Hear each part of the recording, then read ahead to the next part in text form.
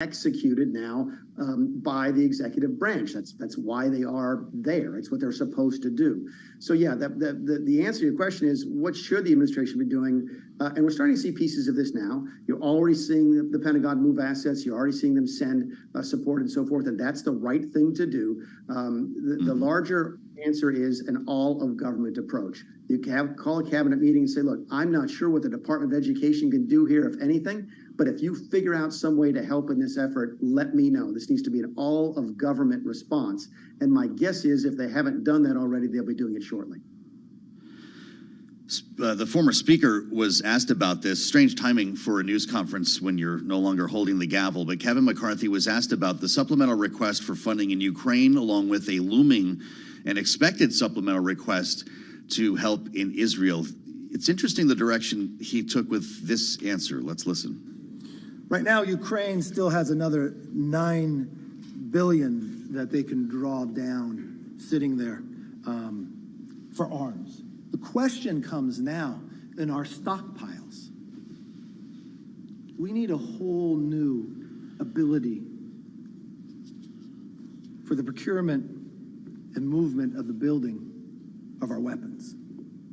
It's too slow, it takes too long, and we watched others try to take advantage of it. Mick Mulvaney, he said Hakeem Jeffries agrees with him on that. I don't know if the minority leader wanted that to go public here, but there's a lot in this question, I realize. I just wonder what's going to happen with competing interests when it comes to Ukraine, Israel, and restocking our own munitions here. If you look at the shares of the defense contractors, investors obviously expect a lot of money to be spent. Will it go in all of those areas? Let me answer this this way. It's absolutely going to Israel. There's no question. The two things are not even close. This is not an equivalence between Israel and Ukraine. Israel is one of our closest, most historically important allies. It is a nuclear power. It's our only friend, although we're starting to garner other friends. We talk about that in a bit if you want to, in the area. Israel it's up there with Australia and the UK, right? It's one of our best friends. They're going to get what they need from us. You heard that from the Biden White House. So clearly it's one of those bipartisan things in Washington, D.C. right now. Ukraine is different. Ukraine is not one of our historical allies. There's still these issues about corruption that I think are rightly raised. Ukraine's one of the most corrupt countries in the world. I know people want to sort of look the other way on that because of what's happening there militarily, but that is a true statement. So the two things are not the same. As to our rebuilding of our stockpiles, I'm glad to hear it's bipartisan. I hope they figure out a way to pay for it. One of the things that I think is going to become painfully obvious in the years to come after Ukraine, after Israel's, can we afford to do everything we want to do, or have we spent our nation's wealth, our savings, and our grandchildren's wealth and savings on other things? When you run up $33 trillion in debt, you will have limitations. I think it was 10 years ago, Joe, when the chairman of the Joint Chiefs testified to the Budget Committee, and he was asked, what's the greatest threat to our national security? And at that time, 10 years ago, he said the nation's debt. And I think the debt at that time was half of what it is today. So those are real conversations. It's easy for politicians to say, beat their chests and say, you know, we'll give all the money that Israel needs, but at some point you actually have to pay for that, and that's going to get harder and harder to do. Well, and paying for it, the issue of the debt and of government spending, Mick, is one that is constant on Capitol Hill. We still have a government that is going to need to be funded past November 17th, and no real path at this point to figure out how to get there, not just because of the issue of funding for Ukraine or Israel or anything else, but funding as a whole. And this was an issue for former Speaker Kevin McCarthy, who we mentioned a moment ago, was speaking on Capitol Hill on this Israel issue. As we look for his successor, figure out if either Steve Scalise or Jim Jordan could get enough votes this week to get the gavel. Does this conflict in the Middle East have an accelerant effect on that process, Mick? What do you think it makes the Republican conference think about trying to coalesce around one individual? It could, although, you know, I'm putting myself in, because I've sort of been in this circumstance when we were opposing John Boehner for Speaker. I still think it's different because we had a coordinated effort. It wasn't a bunch of anarchists and so forth. It was a little bit different, but there are certainly parallels, and I acknowledge those. That if we were having that fight and someone came to the podium at a Republican conference and said, well, we have to do something now because of Israel, right? My response to that is, why? What are we going to be called on to do? What is the House going to be doing in the next week? on Israel? The answer is nothing. And if somebody got up to say that, I would dismiss that person as being non-serious. They're using this as an excuse to sort of avoid the issues at hand. Again, I'm not defending what Matt Gaetz is by any stretch of the imagination.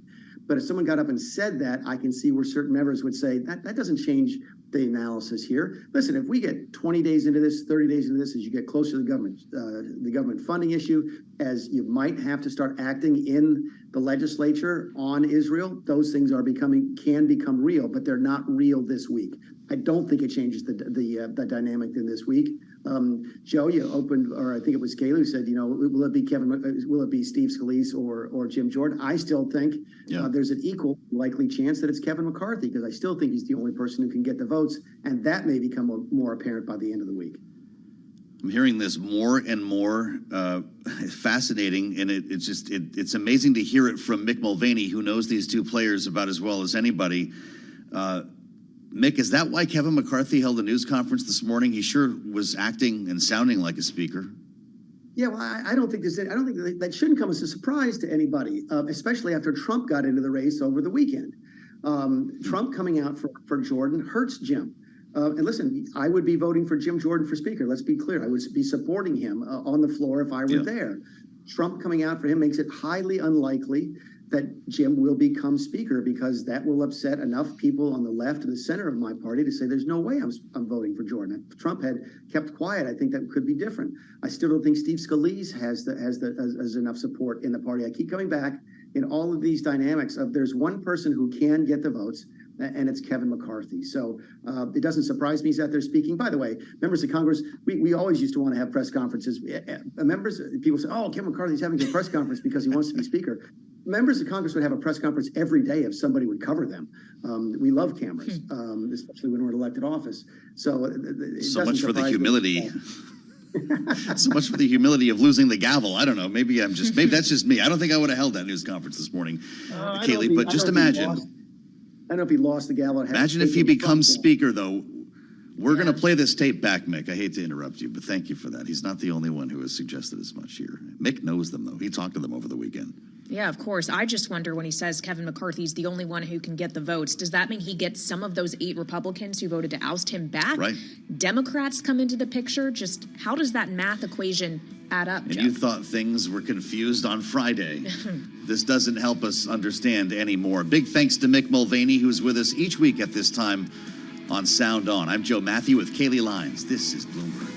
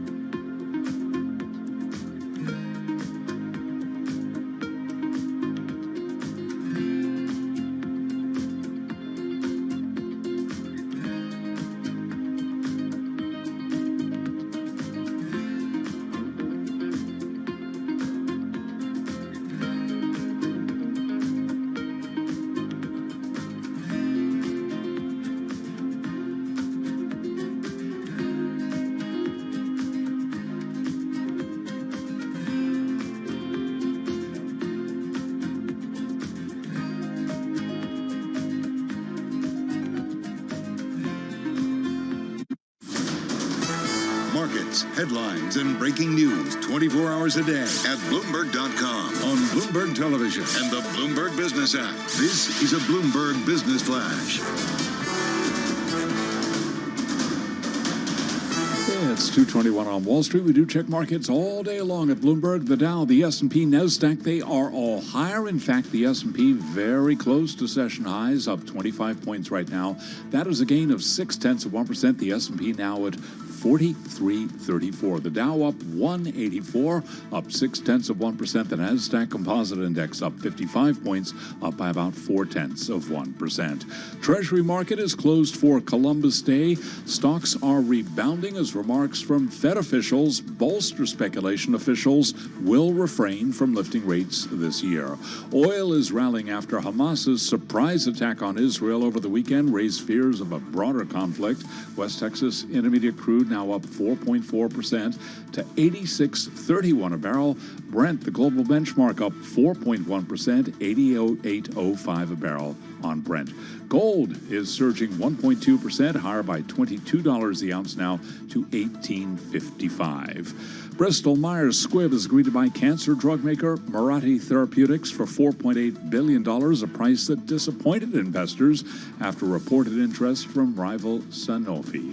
Bristol Myers Squibb shares, they are trading lower, down now by about 0.1%. As for Mirati, it is down by 4.9%.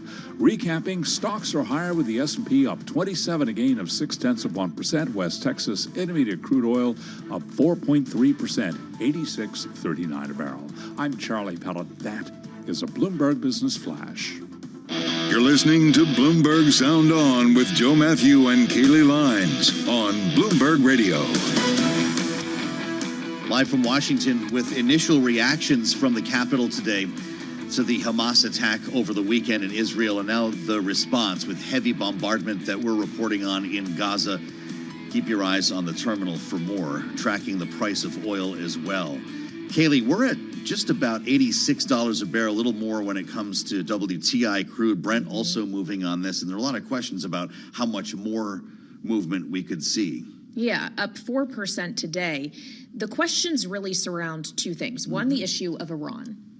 We've already discussed Kevin McCarthy earlier today talking about how the U.S. needs to be more harshly enforcing sanctions against Iranian crude, what that could mean for global supplies and therefore prices, but also if this conflict has ripple effects around the rest of the Middle East that could affect the flow of crude to the rest of the world. I'm thinking specifically of the Strait of Hormuz there. The vast majority of the world's crude, or the biggest, I think it's 1 in every 6 barrels, go through that waterway that Iran claims, territory over. We haven't spent a lot of time on the program talking about this this potential deal with Saudi Arabia as well, but all of this factors in because there are big questions about whether that is even possible now. And I'm glad to say that Bob McNally is with us.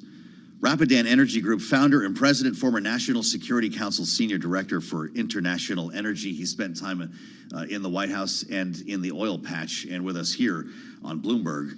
Bob, you're one of the first voices we wanted to hear from, and I saw you quoted over the weekend about the initial reaction here with a slightly contrarian view because there was a knee-jerk and initial panic.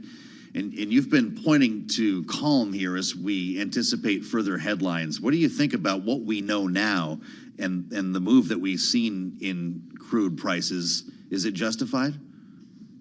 Sure. Hi, Joe and Kaylee.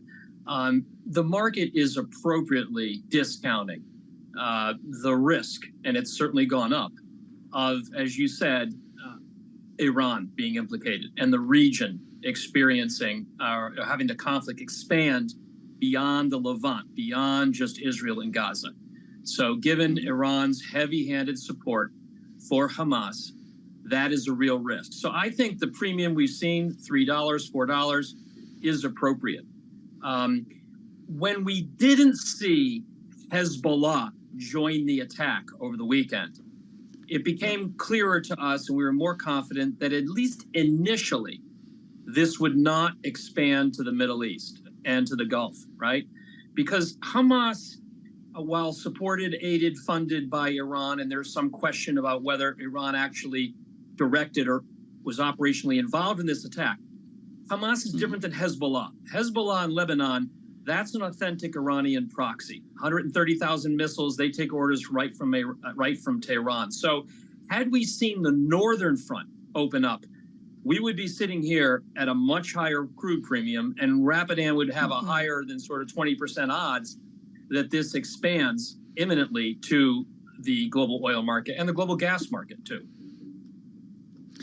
That's interesting, Bob. Of course, we're looking to see if there is any further escalation in this conflict. It could be really early days here. We have to keep that in mind. But do you think the greater risk is that we see the U.S. not turning a blind eye to Iranian exports, more strictly enforcing those sanctions, knowing that the primary buyer of that crude in the first place is China, and sanctions enforcement may be a little hard in that aspect? Or is the greater risk this kind of expansion, the disruption of crude from elsewhere in the Middle East being disrupted? I think the bigger disruption risk comes from an expansion of the conflict to Hezbollah and to Iran. Look, President Biden is going to be very cautious about tightening oil sanctions on Iran. Why? Because the sort of winking and nodding at Iran's exports to China, Venezuela, and Syria was the quiet part of this deal they did that included freezing the enrichment, Iran's enrichment. On the surface, it was about $6 billion for 6 hostages. But under the surface, it was, let's call it freeze for a freeze. So if President Biden starts cracking down on Iran's exports to those 3 countries, Iran could start enriching again. In light of what just happened this weekend with tensions so high, that would put us even closer to a regional conflict. So I wouldn't rule it out. But I don't think President Biden's going to be in a hurry to tighten sanctions on Iran's crude oil exports. Bob, we heard earlier from Kevin McCarthy, the now former Speaker of the House, who, like many Republicans, was calling out the Biden administration and pointing to Iran. Here's what he had to say. Sanctions should go on Iran's production of oil. Under the last administration, Iran was only producing 400,000 barrels of oil a day. Now it's 3 million. They're making billions of dollars. They are wealthier, richer, and stronger under this Biden administration, and they're using that wealth to fund terrorism. Qualifying what Kayleigh was just referring to, we spoke with Ron Dermer today as well, Bob, the Strategic Affairs Minister in Israel.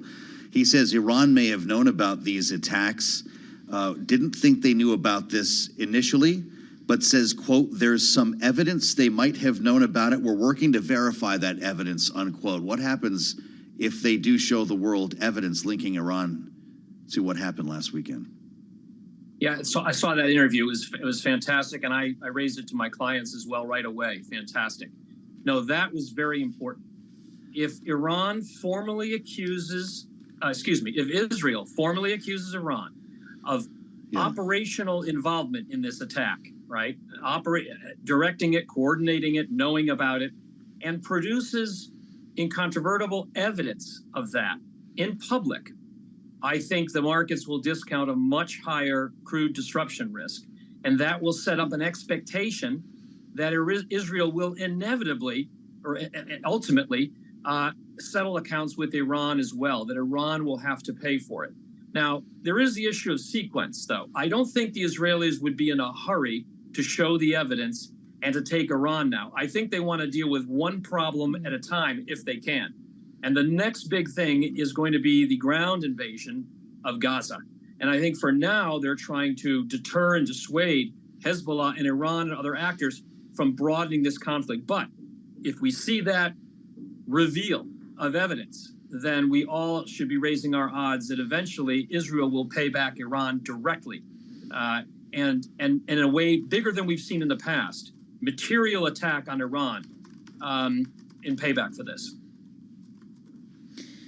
Okay, so Bob, in that scenario, what role would you expect, say, Saudi Arabia to play? Knowing before these attacks, there was a revived conversation about the relationship between Saudi Arabia and Israel, potentially steps toward normalization. Obviously, these events could easily disrupt that. But knowing Saudi Arabia also has been holding back severely on output, could they come in and help the oil markets? I mean, how would you see the other countries in the Middle East playing a role in this hypothetical scenario?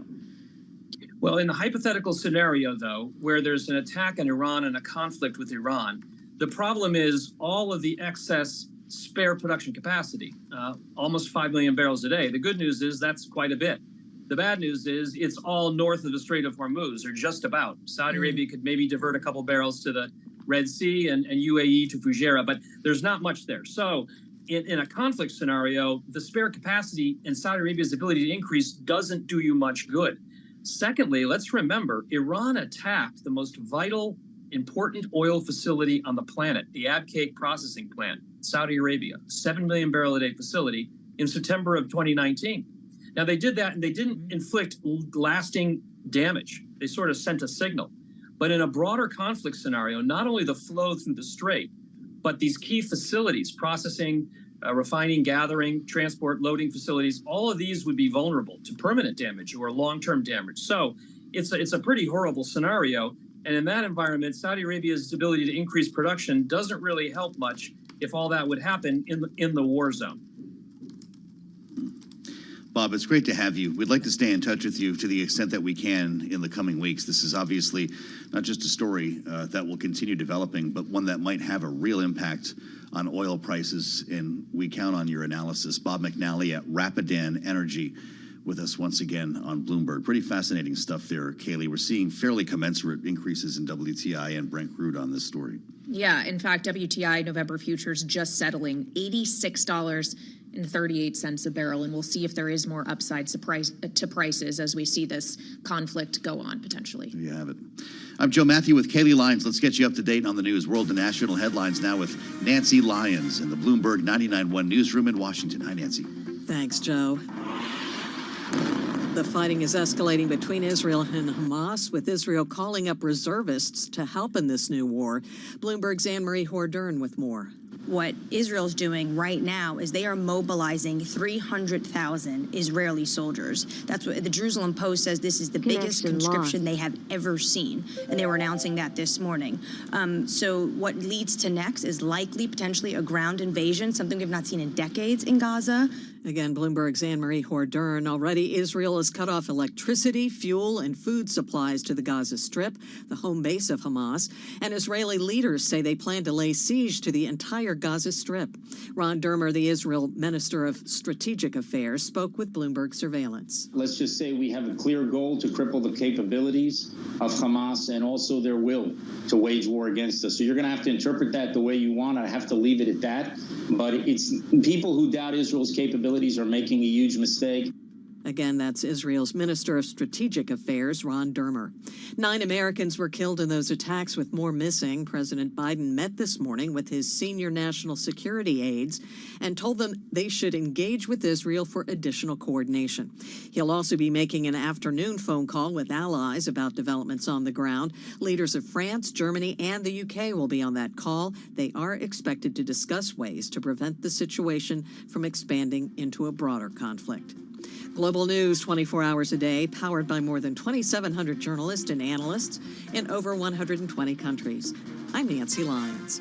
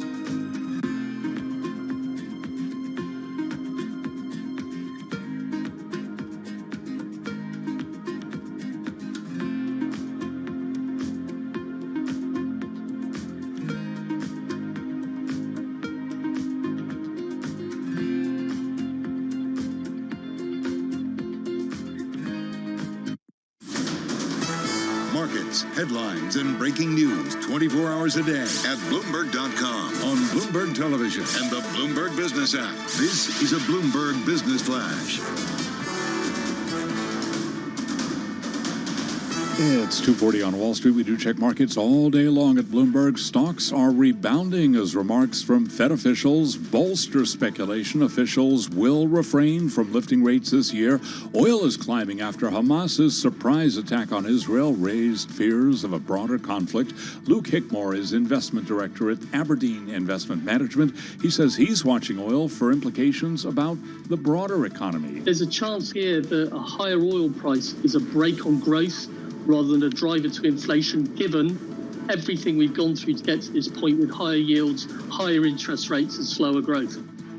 And you can hear more of the conversation on the Surveillance podcast. You can download it wherever you get your podcasts. Israel, meanwhile, has ordered the shutdown of a major gas field run by Chevron, citing safety concerns after violence erupted over the weekend. Stocks higher. Let us begin with crude oil, because West Texas Intermediate crude is up 4.4% right now at $86.46 a barrel. Brent, the global benchmark, up 4.3%, $88.23 for a barrel of Brent. S&P up 28 to 43.36. That is a gain of 0.7%. Dow Industrials up 190, up 0.6%. The Nasdaq Composite Index is up 61, higher now by 0.5%. There is no Treasury trading today because of the Columbus Day holiday. Gold up 1.2%, $18.55 the ounce. Gold up now by $22.40. Again, recapping, crude oil up 4.4%. West Texas Intermediate 86.45 a barrel, and the S&P 500 index is up 28, up by 0.7%. I'm Charlie Pellet. That is a Bloomberg Business Flash. You're listening to Bloomberg Sound On with Joe Matthew and Kaylee Lines on Bloomberg Radio. I know there's a scientific law about how gas fills a vacuum, maybe liquid too, Kaylee, I'm not sure. You paid more attention in school than I did. But it's been pretty remarkable to watch Kevin McCarthy fill the vacuum in this 24-hour news cycle, as we were discussing earlier, because, well, I guess there's no one else to do it. In a lack of leadership, Kevin McCarthy fills the vacuum. It could be Kevin's law. Do you like that? I suppose so, but it's a very good point. Who else was going to do the talking from the House of Representatives? So he holds a news conference at 11 o'clock this morning, and everybody in Washington said, what? Yeah. He just got fired as Speaker. But we've been all playing what he said all day because, well, he's the only one there. The very first thing we need to do is rescue the American hostages. President Biden's number one priority right now must be finding out how many Americans have been taken hostage and get them home. I guess the establishment source of criticism against the administration, and also insights into what might happen with a supplemental request for funding or any sort of resolution that Congress could come up with, but he's still not Speaker. Right. I literally looked at our colleagues in the newsroom and said, is this a campaign speech? Right. I just didn't know how to characterize it. He took questions from reporters, including questions about whether or not he would be Speaker again, and he said, I'll leave that up to the conference. Yeah, it's funny. Repeatedly. Jim Jordan said that the day before he announced his candidacy, if I remember, right? He told us a week ago today, think of what's happened in the last week. A week ago today, we were on the balcony in the Cannon House office building. And Kevin McCarthy was still Speaker. Kevin McCarthy was Speaker. Jim Jordan said, I don't want to be Speaker. Yep. We thought we'd be there to cover the government shutting down. All of that is like another life at this point with what has transpired. So we looked to Gregory Corti for help. Of course, Bloomberg politics reporter, one of the folks you probably asked this morning in the newsroom. Gregory, it's good to see you. In that chair earlier, Rick Davis, and on Zoom earlier, Mick Mulvaney, both floated this idea of, well, maybe Kevin McCarthy hangs around here long enough through the Discord, maybe he could actually end up being Speaker again. Scalise, Jordan cancel each other out. How long till we find out? That would be a remarkable turn of events, wouldn't it? So over the weekend, this idea seemed to form within the Republican conference that, look, we can't afford to have another messy speaker battle that's brought to the floor like we had in January, where it took, 4 or 5 days and 15 votes to get Kevin McCarthy elected as Speaker. So they're committed to kind of doing this all in the family, doing it behind closed doors in the Republican conference and not coming out of that room until they have at least 217. Usually it takes 218 votes to do anything in the House, but with a couple of vacancies, it now takes 217 votes to elect a speaker. So we're not sure which of these guys it's going to be. Obviously, the two leading contenders are Jim Jordan of Ohio and Steve Scalise of Louisiana. If McCarthy were to make a return, it would have to be as a late sort of compromise vote. Yes, right. But he would need at least 2 or 3 of the people who just voted him out to change their minds, or at the very least vote present to reduce that 217 number to a number that McCarthy can then just need 8 Democrats, right? But or 8 Democrats, yeah. which, look, the Democrats have shown absolutely no desire to help McCarthy or the Republican Party, for that matter, out of this predicament. So it's not outside the realm of possibility, but you would have to call McCarthy a dark horse candidate for that job that he had just last week. Well, and in some ways, this is the exact same narrative that we were dealing with last week, right? The idea that you have these 2 candidates out front, neither one likely to garner the majority votes they need to actually get the gavel. Could we see someone else pick it up, be it Kevin McCarthy or potentially the Speaker pro temp at the moment, Patrick McHenry? And yet, this isn't last week, it's this week. Knowing that there is a conflict now raging in Israel with Hamas, how does that change the narrative at all? I asked Mick Mulvaney if it would serve as kind of an accelerant. He didn't really seem to think so, but what do you think, Greg? I don't know if it changes the narrative. It certainly changes the urgency. Until there's a speaker elected, the House can't do anything. Even something as simple as what you would expect in this moment, a simple resolution to condemn Hamas, which is the bare minimum that you can do after an event like this, they aren't able to do because they don't have a speaker. And so Kevin McCarthy, you played the sound of him talking this morning, talking about what's going on in the Middle East, talking about the Biden administration response. But quite frankly, there is a leadership vacuum on the House side of the Capitol right now. And there's no one other than McCarthy, who essentially is a backbench representative at this point. He doesn't chair a committee. He's not in leadership. He's the congressman from California. And yet he's the only one with any kind of stature. The deposed speaker is the only one with any stature to make the Republican case for what we ought to be doing now. I hear a lot about the idea of a caretaker speakership. Maybe Patrick McHenry is formalized for a specific period of time to help us get a budget and avoid a shutdown. This was floated as well. That, say by Thursday, this was Rick Davis's theory.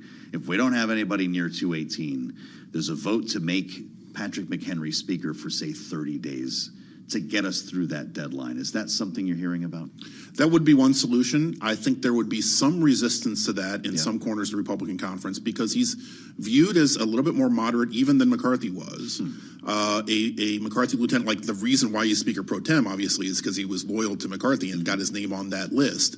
And of course, these things have a way. Once you give somebody temporary power, inertia takes over, and he could be that could be extended, and he could be speaker longer. And the real hardliners, I don't think don't trust him in the same way that they didn't trust McCarthy. So it would be the one way to conduct just a little bit of business. If there were an emergency, you could have a majority vote to change the rules and make the Speaker pro tem the sort of acting speaker. Speaking of emergencies, the Israeli Prime Minister Benjamin Netanyahu is holding a press conference right now, calling on the opposition to form an emergency unity government. He also goes on to say Hamas has sought war, Hamas will get war, and thanks U.S. President Joe Biden for support. This isn't going to be a partisan issue, right? Unlike Ukraine, Israel will get the funding it needs from the U.S.? Oh, I think there is bipartisan support for Israel. It has fractured somewhat on the right and the left over the past decade or so. You have, members of the Squad, certainly the progressives in the House, who are a lot more Israel skeptics and sympathetic to the Palestinian cause. But that is a small percentage of the House, and I would expect to see a bipartisan vote for anything Israel wants, basically. If they can convene a quorum and elect a speaker. Assuming they can do normal legislative business. To do the business, yeah. One thing I wonder is if we get that speech the president promised on Ukraine. Remember, last week said a major address was being planned, and if that evolves into a dangerous world speech in which there are 2 supplemental requests. But we'll keep you posted on that. Gregory Cordy, many thanks. It's going to be a busy week for you, isn't it? Bloomberg Politics reporter will be with us always on Sound On. I'm Joe Matthew with Kaylee Lines. This is Bloomberg.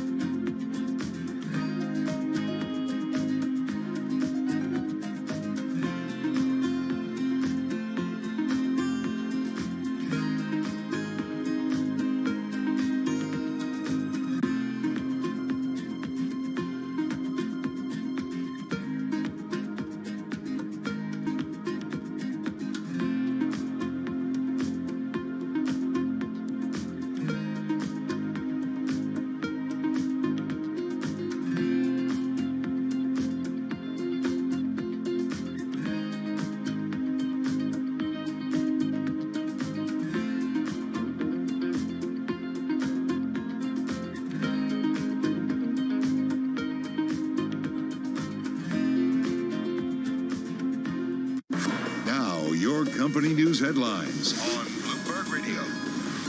From Bloomberg World Headquarters, I'm Charlie Pellet. Bristol-Myers Squibb has agreed to buy drug maker Mirati Therapeutics for $4.8 billion to expand its aging portfolio of cancer drugs. And with more on the story, here's Bloomberg's Kimberly Adams. Charlie, Mirati shareholders will receive $58 a share in cash. They'll also be eligible for a further payment of $12 a share, potentially worth another $1 billion should an experimental drug meet certain milestones. The purchase gives a boost to Bristol as patent expirations weigh on sales of oncology medicines. The company had to slash its revenue outlook this year after sales of blood cancer drug Revlimid, its third largest revenue driver, slumped in the face of generic rivals. Mirati is in the process of rolling out its first product to patients, a lung cancer drug called Krazati. Charlie? And that's Kimberly Adams reporting. Bristol-Myers Squibb shares a little changed, up less than 1/10 of 1%. Mirati, though, is down 5.2%. Many investors perhaps hoping for a better offer. Defense contractors Lockheed Martin, Northrop Grumman, and General Dynamics are all surging on heightened tensions in the Middle East. Lockheed Martin up now by 8.3%. Northrop Grumman is up 11%. General Dynamics up now by just about 8.5%. Some of the other stories that we are following for you at this hour, sources tell Bloomberg Cipriani, the operator of celebrity-packed restaurants and members clubs, is seeking to raise as much as 500 million euros, $526 million for its global expansion. Those are our top company stories at this hour, and this is Bloomberg. You're listening to Bloomberg Sound On with Joe Matthew and Kaylee Lines on Bloomberg Radio. Live from Washington, we'll have a full recap on everything we've learned over the course of the past 2 hours and what is happening right now in Israel straight ahead. Beginning with world and national news, Nancy Lyons joins from the 99.1 newsroom here in Washington on Bloomberg. Hey, Nancy. Hey, Joe. Well, Israeli Prime Minister Benjamin Netanyahu just finished addressing his country after those brutal weekend attacks by Hamas that killed at least 900 Israelis. He says the atrocities were worse than anything by the Islamic State or ISIS, and he vows Hamas will be destroyed as the world destroyed ISIS. One of the Hamas attacks Saturday targeted an outdoor music festival. At least 260 people were killed, with many others still missing, including the son of John Poland. He sent 2 brief WhatsApp messages to my wife and me. The first message said, "I love you." The second message said, "I'm sorry." Since then, we've heard nothing from him. Israel has cut off power and other utilities to Gaza and has been launching rockets into Gaza City. Senate Majority Leader Chuck Schumer is leading a congressional delegation in China and met with Chinese President Xi Jinping today. Senator Schumer briefed reporters after the meeting. We made a number of specific requests.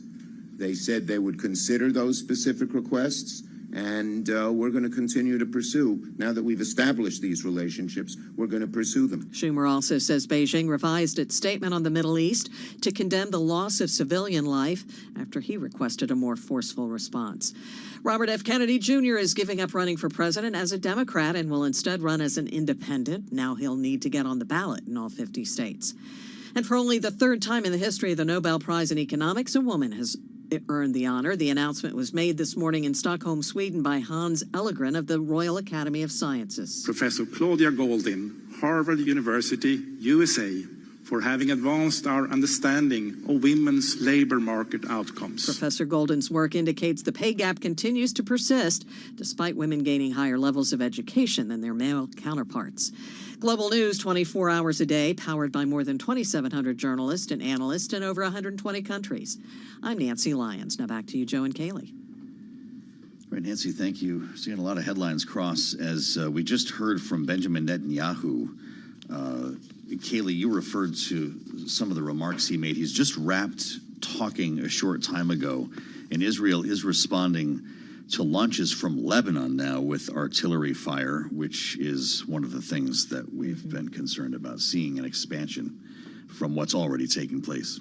Yeah, of course, now we're heading into a 4th day, Joe, of violence. We have seen 900 Israelis, 700 Palestinians already killed as a result of strikes that we have seen. Benjamin Netanyahu, in the speech that he just gave, saying that Israel always knew what Hamas was. Now the world knows, going on to say Hamas sought war Hamas will get war.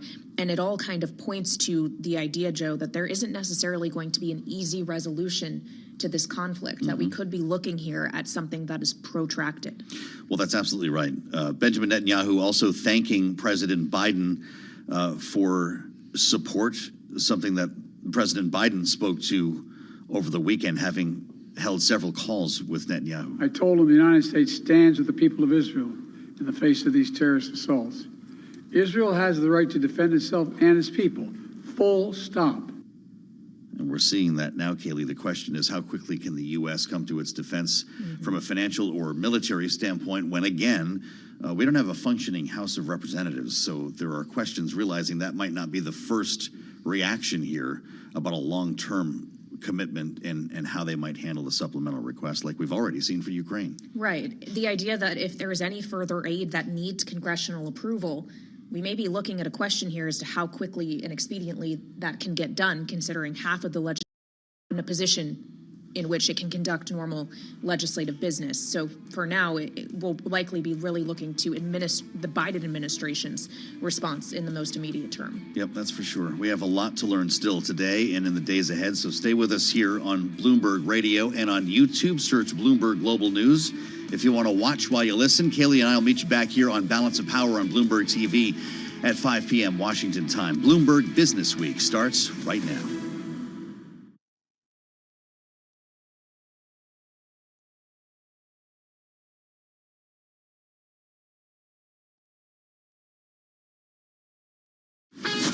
This is Bloomberg Business Week. Insight from the reporters and editors who bring you America's most trusted business magazine. Plus, global business, finance, and tech news as it happens. Bloomberg Business Week with Carol Masser and Tim Stenevec on Bloomberg Radio. Live from the Bloomberg Interactive Broker Studio, we are streaming on YouTube and also on Bloomberg Originals. It is Monday, October 9th, 2023.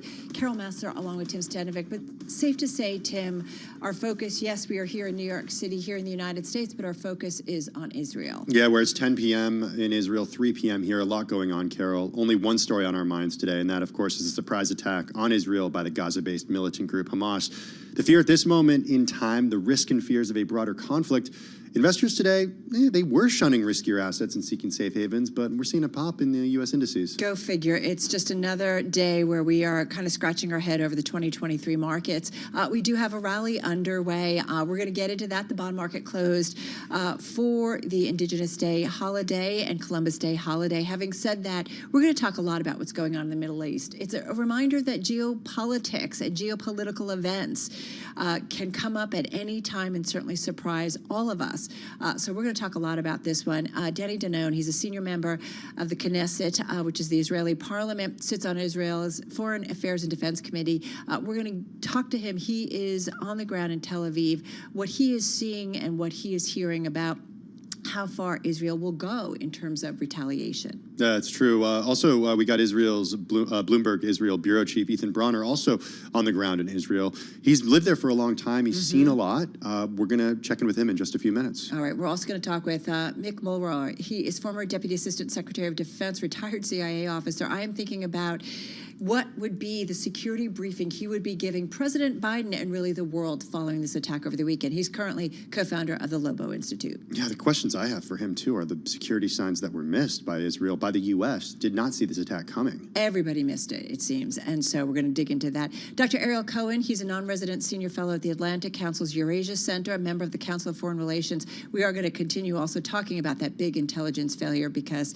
it really is another one that is just staggering in terms of how the world missed this. All of this happening against a backdrop of very complex global relations. What's going on with China? What's going on with Russia? What's going on with Ukraine? We dive into all of those things later in the program, too. And we are, of course, watching the markets. We are also seeing some headlines. Prime Minister Benjamin Netanyahu calling on opposition to form an emergency unity government. There's been a lot of division, certainly when it comes to politics over there. He has been also on the radar and under the gun, if you will, in terms of his reign. But right now, we're going to talk markets and head over to Countdown to the Close. Countdown to the Close. Bloomberg's comprehensive cross-platform coverage ahead of the U.S. market close starts right now. This is the Countdown to the Close. Romaine Bostic alongside Katie Greifeld.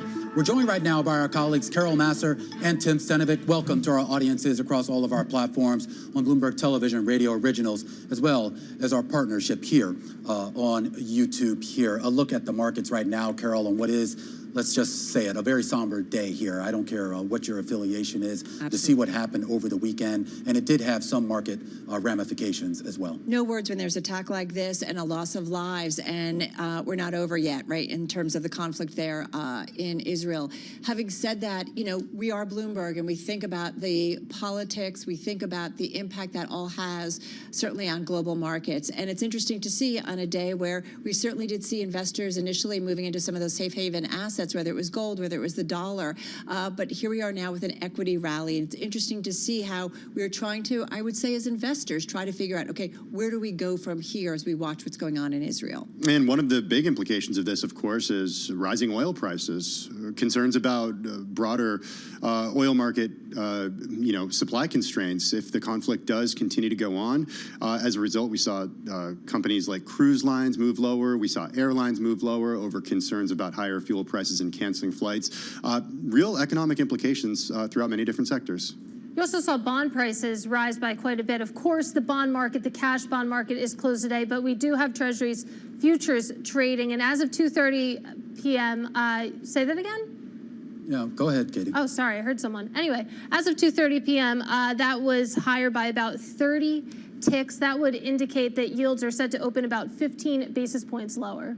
Yeah, all right. And we should also point out, too, and again, I think Carol said it best, you know, we are a market show here, and we do try to sort of cover all sort of facets of the market affected by these geopolitical events. And unfortunately, on days like today, it is when you see defense stocks rally hard. We saw that over there in Europe, and we're seeing something similar play out here on the U.S. side. Northrop Grumman shares up 11%, L3 up about 10% here on the day, General Dynamics up about 9%, as of course now everyone focused here on the weaponry that could potentially be needed, depending on what Israel's formal response ends up being. You know, I think, Romaine, how much we talk about in terms of Fed policy, higher for longer, we're trying to gauge, you know, how much is longer, what does it mean? And I think when we're in a situation like this, we are trying to gauge how long that this war goes on. Does it escalate? Does it start to involve other nations?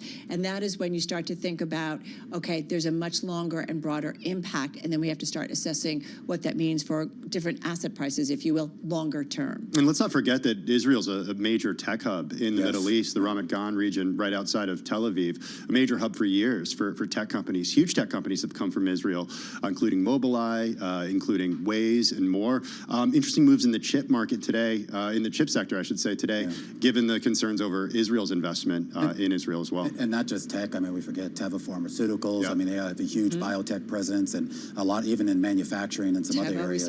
Huge. Yeah, absolutely. Yeah, so there's a lot of potential ramifications that are masked here by what you're seeing in the equity market. Of course, the S&P 500 seems more to be responding to what we're seeing out of Fed speak today, which makes sense. Of course, you think about how macro-driven the U.S. equity market is at this juncture. Then you take a look at other asset classes that we've been walking through. It's a different story. On that, I'm going to leave with what Fed Vice Chair Philip Jefferson had to say, that officials are in a position to proceed carefully after the recent rise in Treasury yields. So a lot to take into an account. When the market's starting to do some of your job, you know, the Fed has to think about what that means for future Fed policy. All right, heavy day, a lot more. We're going to unpack the close for everybody. We're going to be back in less than an hour's time on TV, radio, on YouTube, and of course, Bloomberg Originals. Join us for our simulcast Beyond the Bell at 4 p.m. Wall Street time.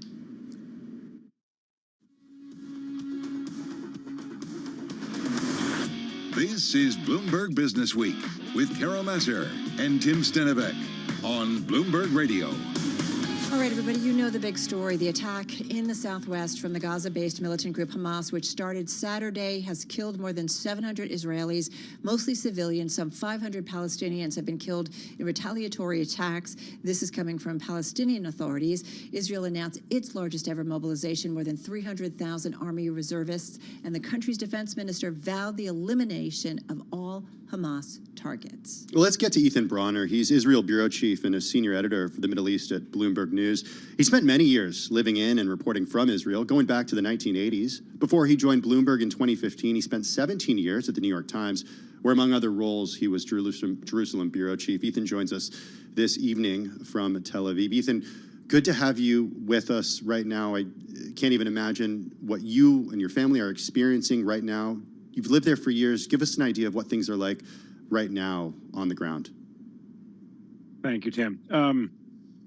Well, there is still an extraordinary sense of horror, a sense that it is a very, very dark day. It wasn't today, it was Saturday, but what happened on Saturday has only started to become clearer and clearer in the last 48 or 72 hours, and that is that the slaughter that occurred, that when these militants, and there were about 1,000 of them, the first point is that they were able to just come into Israel via glider and motorcycle and boat, and they just cut through the fence. That is, of course, an extraordinary breach of Israeli intelligence and security that will be long discussed and paid for later. And that when they came out, they simply killed everybody they could, and whoever they didn't kill, they took hostage and brought into Gaza. So there was a rave party in the desert. A bunch of kids who listened to music and danced through the night were told to please come to the site originally without any kind of weapons, and because it was a peaceful gathering, and they were just sitting ducks for these guys who came in trucks and just shot them dead. 260 bodies there. So it's really an awful thing. And then in the neighboring towns, people went into bomb shelters, and the militants followed them into bomb shelters and shot entire families, split them up, took them away. So a truly, truly terrible set of events. And I think that what you're feeling in Israel is a deep humiliation, deep rage, and a sense that it is that also there's a sense that the Israelis had kind of taken to the belief that Hamas was becoming more negotiation-oriented, more dealing with them, because there were almost 20,000 people from Gaza working in Israel, and they had to deal with that between the Hamas officials and Israeli officials. There was a kind of lulling, and at the same time, there was this plan going on. So a lot is going on in Israeli minds. You doubtless know that over these last 9 months, there was also a great deal of division in Israel over Prime Minister Netanyahu. And so in these last 2 days, the divisions have disappeared, and there is a kind of unified sense of going to war. And there are 300,000 people, as you said, who were called up. So it's a massive, massive call up.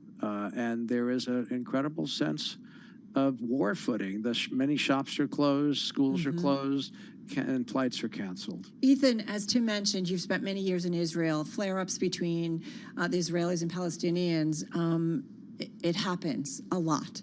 This war seems to be different. Contextualize this for us based on what you've experienced over your many years in Israel, and help those of us who are not there in Israel understand why this may be different. I think that the reason this is going to be different is that the sense in Israel that that they are going to make it so that Hamas will never again be able to carry out an attack even vaguely similar. At least that is what they're saying. They have a massive and mighty military machine, and they feel that they were misled, and they feel that Iran is stirring the pot, and that north of them in Lebanon, Hezbollah is also sort of fight, and there is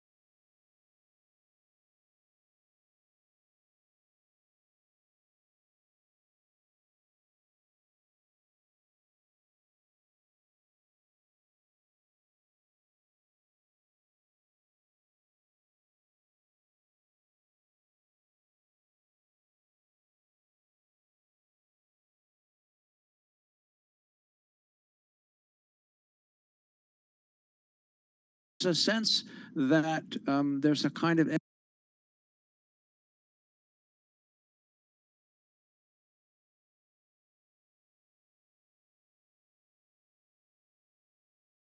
existential issue at stake. Now, let me be clear. In 1967 and 1973, Israel really was an existential danger. And I don't think it is today, not from Hamas and not from Hezbollah.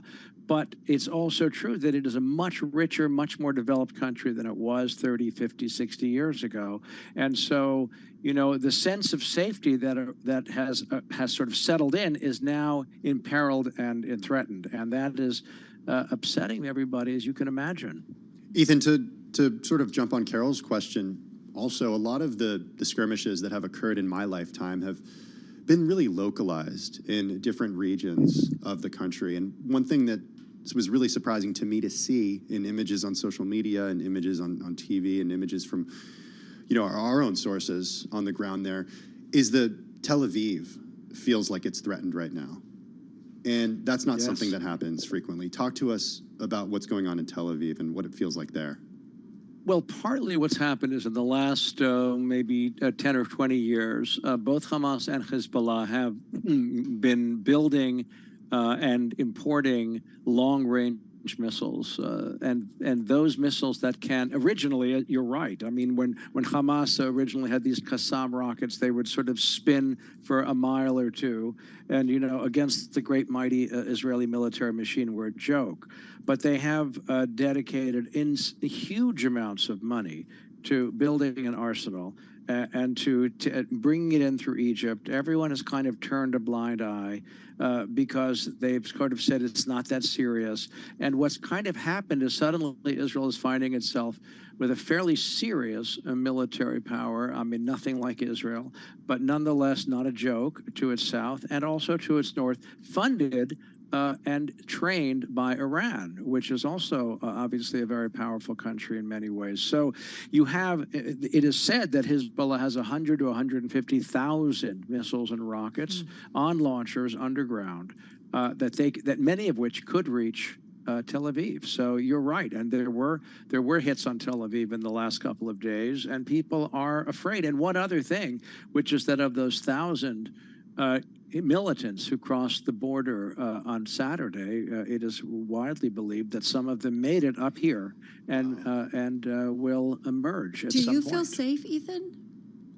Well, I'm in the foreign corresponding business, and I seem to lack a gene of good sense. So it's a little difficult. My wife cannot understand what is wrong with me. She does not feel safe.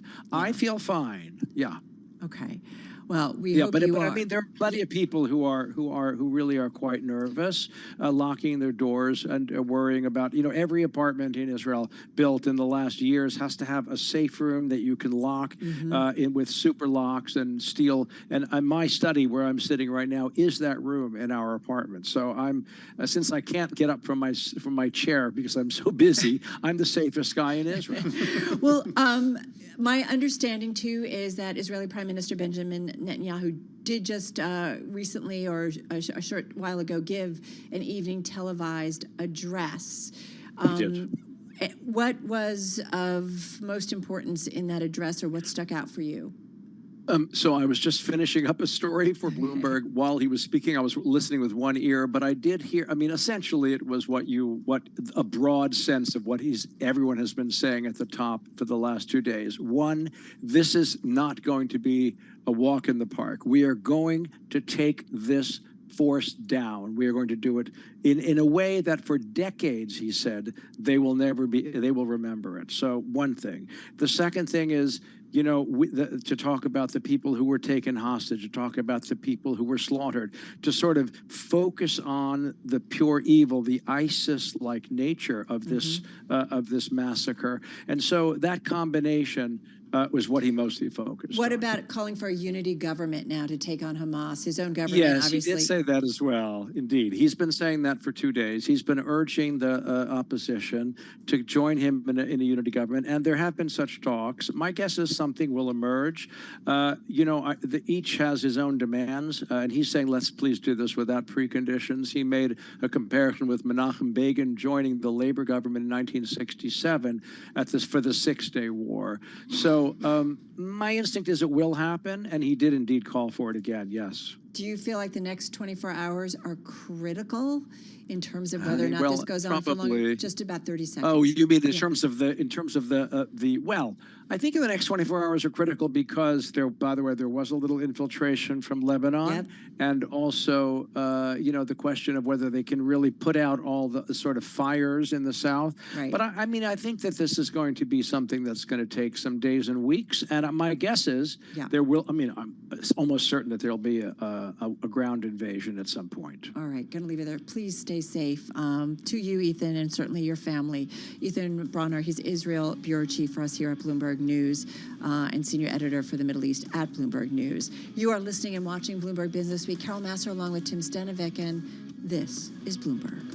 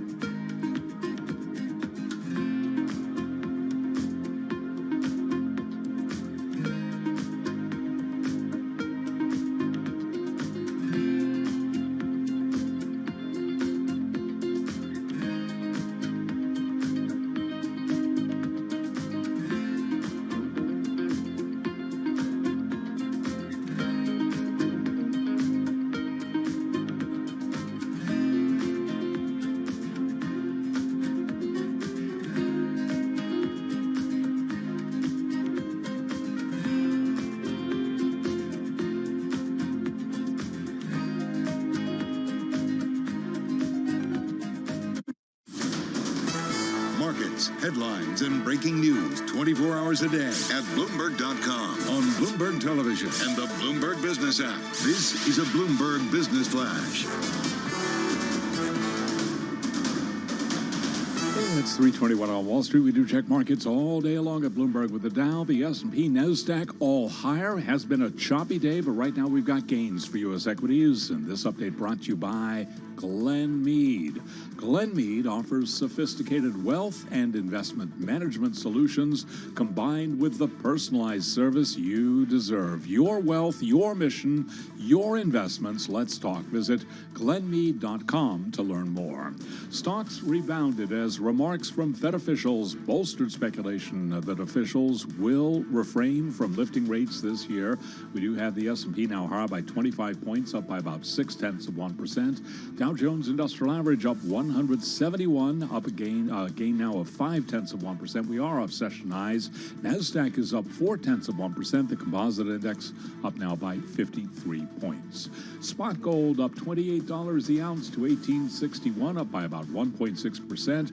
And West Texas Intermediate crude oil is rallying now by 4.3%. For WTI, higher by $3.54 the barrel, $36.33 right now for West Texas Intermediate crude. What about the market outlook following the Hamas attack on Israel by Gaza militants? Kristen Bitterly is head of North American investments at Citigroup Global Markets. It's hard to say in terms of the reaction short term and longer term. It is one more catalyst for volatility. I think when we look at the initial market reaction, obviously with bond markets closed in the U.S., it is a risk-off sentiment. You can see that in terms of the bid for gold, bid for the dollar, and of course the jump that we saw in oil. I think the major indicator to keep an eye on right now is obviously oil. And again, West Texas Intermediate crude up 4.3%. You can hear more of that conversation on the Surveillance podcast. You can download it wherever you get your podcasts. Defense contractors Lockheed Martin, Northrop Grumman, General Dynamics, all surging on those heightened tensions in the Middle East.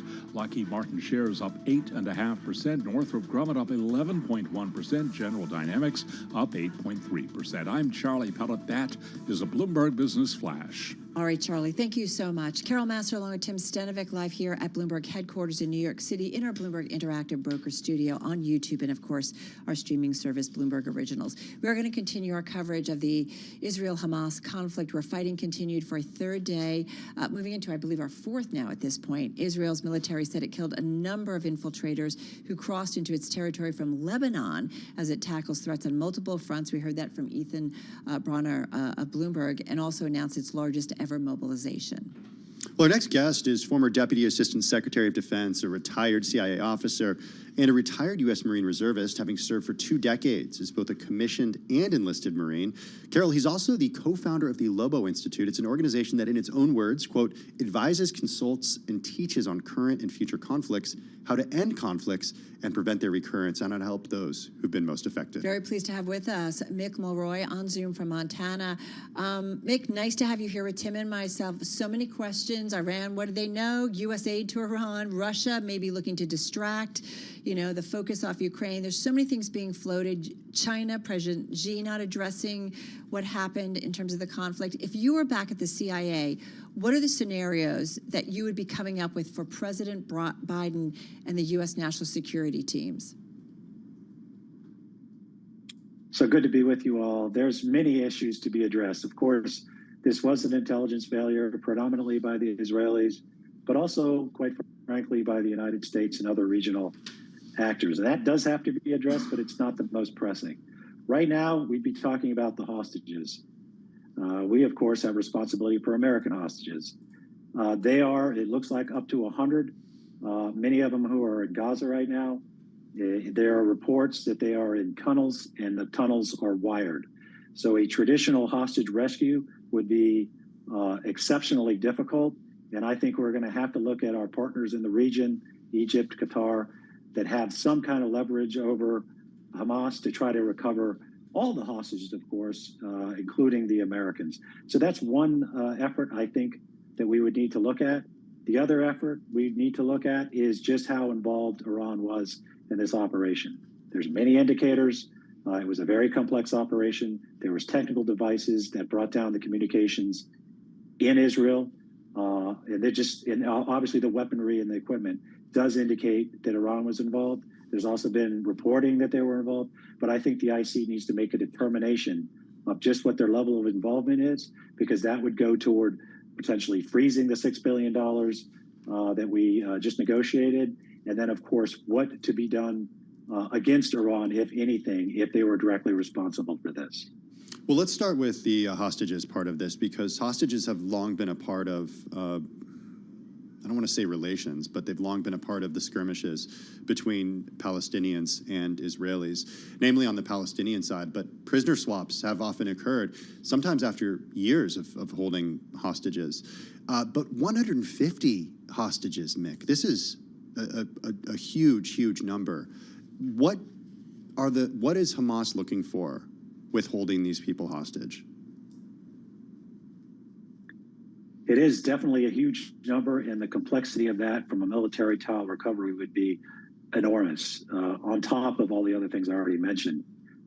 So I think, what are they trying to get from that? They're probably going to use hostages as human shields. So every place that they think the Israelis are likely to strike and are striking right now, there may be a hostage, unfortunately, in those locations.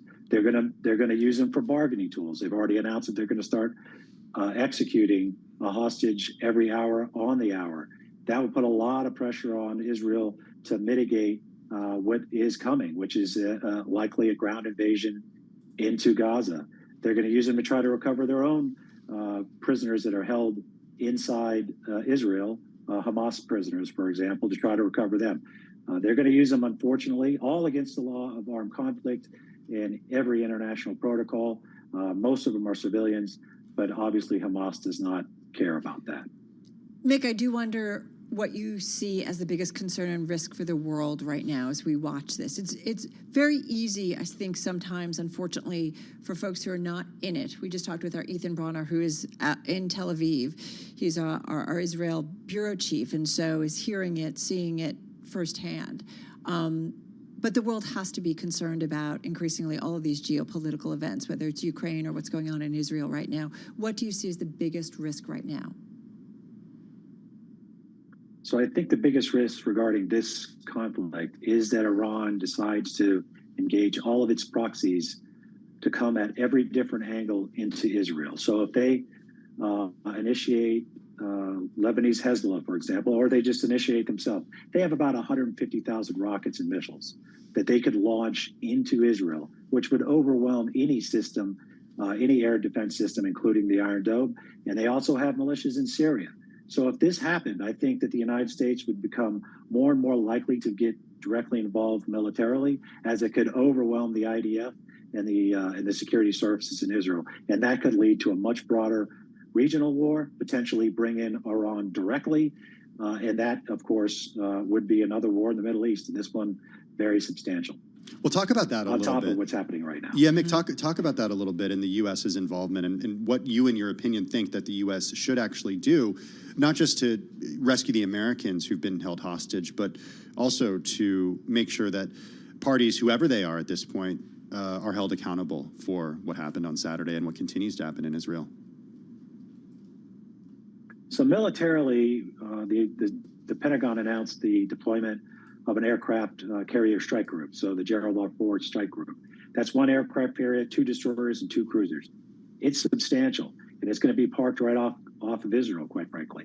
That is both a deterrence, so that if any other country might be thinking about jumping into this, they have to consider that presence right there, which is an incredible amount of military capability. The second thing that I think the United States is already doing, we keep pre-planned munitions pre-staged in Israel for our own purposes. Israel, I believe, has already asked you to be able to get access to that, and I think we're going to do that. That's a lot of ammunition that they can use in their ground offensive at a time when ammunition and weapons are in a shortage all around the world, like mostly from the Ukraine conflict. And the third is, I think, help them with intelligence. Obviously, that's been an issue, but they need intelligence to be able to accurately plan their upcoming ground invasion, and I think the United States can do that all before becoming directly involved. That is likely where the United States is right now. Your Lobo Institute, it's all about conflicts, current, future, otherwise, and you advise clients about this and consult on this specifically at a time when we still have a war in Ukraine and now we have this? What's the message to global companies, to governments about security issues, international security issues at a time like today? And just got about a minute, unfortunately. Yeah, certainly understand. So thanks for bringing up Lobo Institute. It is a group of people not only that were in the agency and the military, but also in the UN, for example, USAID. So it really covers the gamut of both your military types and your essentially humanitarian types. And that is really what the message is of Lobo Institute, is that it is not just one tool to help end conflicts, it's multiple tools. For example, if the economic conditions in some countries don't improve, then we're always going to have a terrorist issue from that country. It's a matter of fact. So that's what we focus on. We work for the UN, we work for the U.S. State Department in areas where it's seemingly endless wars continue to happen, and unfortunately, wars continue to be started. All right, going to leave it on that note. Thank you so much. We so appreciate your insight on this difficult day and just trying to make some sense out of it, certainly for all of the Bloomberg audiences that are out there. Mick Mulroy, thank you so much. On Zoom from Montana, he's co-founder of the Lobo Institute. He's also former Deputy Assistant Secretary of Defense and a retired CIA officer, and so much more. So incredible insight and perspective on this. I really appreciate him joining us this afternoon. Let's now get a check on the latest world and national news. For that, we go to Nancy Lyons in the Bloomberg 99.1 newsroom in Washington, D.C. Hey, Nance. Thanks, Tim. The Prime Minister of Israel says what his country will do to its enemies will reverberate for generations. Benjamin Netanyahu addressed his country a short time ago as fighting with the Palestinian militant group Hamas rages on. The Prime Minister also called for a unity government to face what's ahead. Bloomberg's Laura Davison has more from Washington. What Netanyahu said was really powerful words, really very harsh in what he was saying, looking at forming this unity government, looking at a massive counterattack, and said, that they will change the Middle East. So this really suggests a big and powerful response in reaction to the attack over the weekend. Bloomberg's Laura Davison says Netanyahu also noted it will likely be a chaotic few days ahead. The death toll has risen to nearly 1,200 now, with thousands more injured on both sides of the conflict. Former House Speaker Kevin McCarthy is keeping the door open for a comeback. He addressed the situation in Israel today with reporters and outlined steps the U.S. should be taking to respond to the crisis. He did not, however, answer a question about whether he could be a candidate for Speaker. Robert F. Kennedy Jr. is declaring his independence from the Democratic Party, announcing he'll run for president as an independent now. He made the announcement in Philadelphia. I've come here today to declare our independence from the tyranny of corruption, which robs us of affordable lives, our belief in the future, and our respect for each other.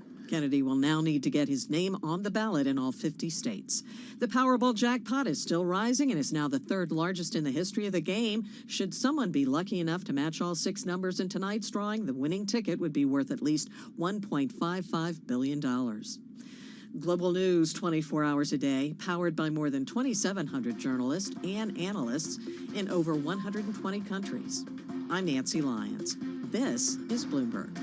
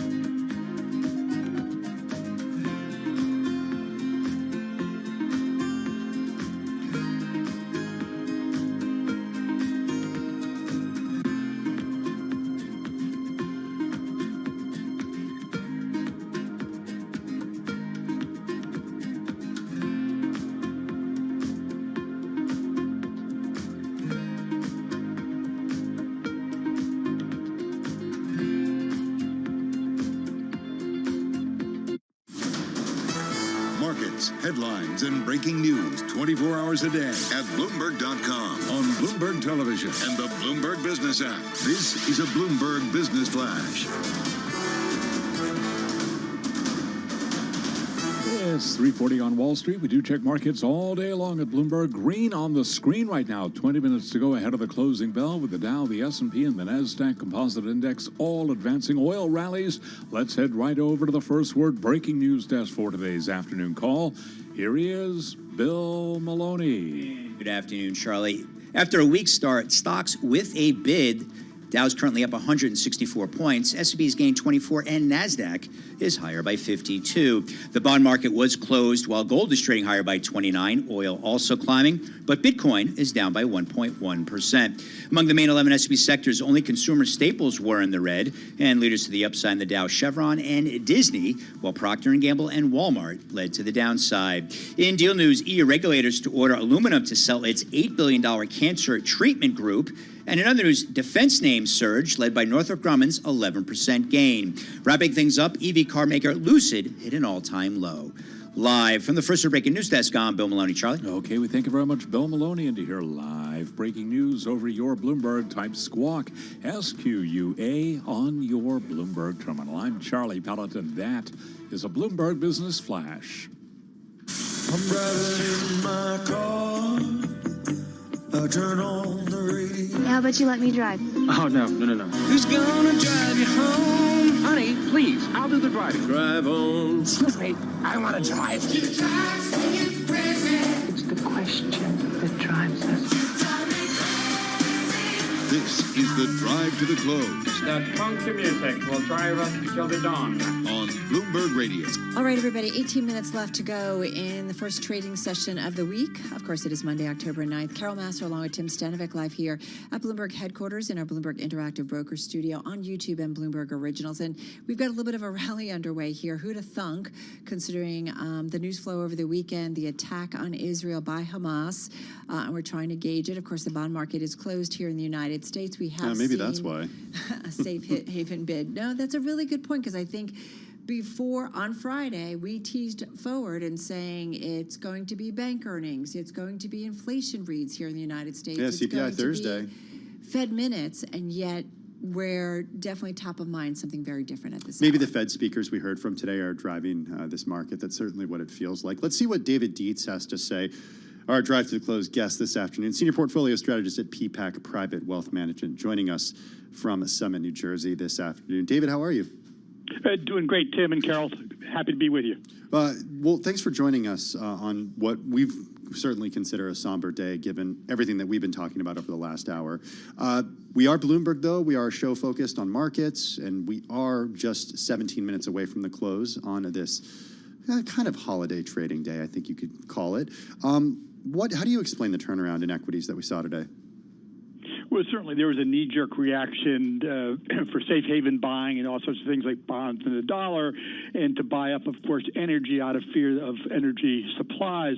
But I think during the course of the day, you put your finger on it, Tim, there was some dovish talk from Federal Reserve officials talking about how the bond market has done a lot of our work for us, and therefore maybe we're best off just taking a wait-and-see attitude. And we have seen the odds of a rate hike by the Fed in November go down just since Friday.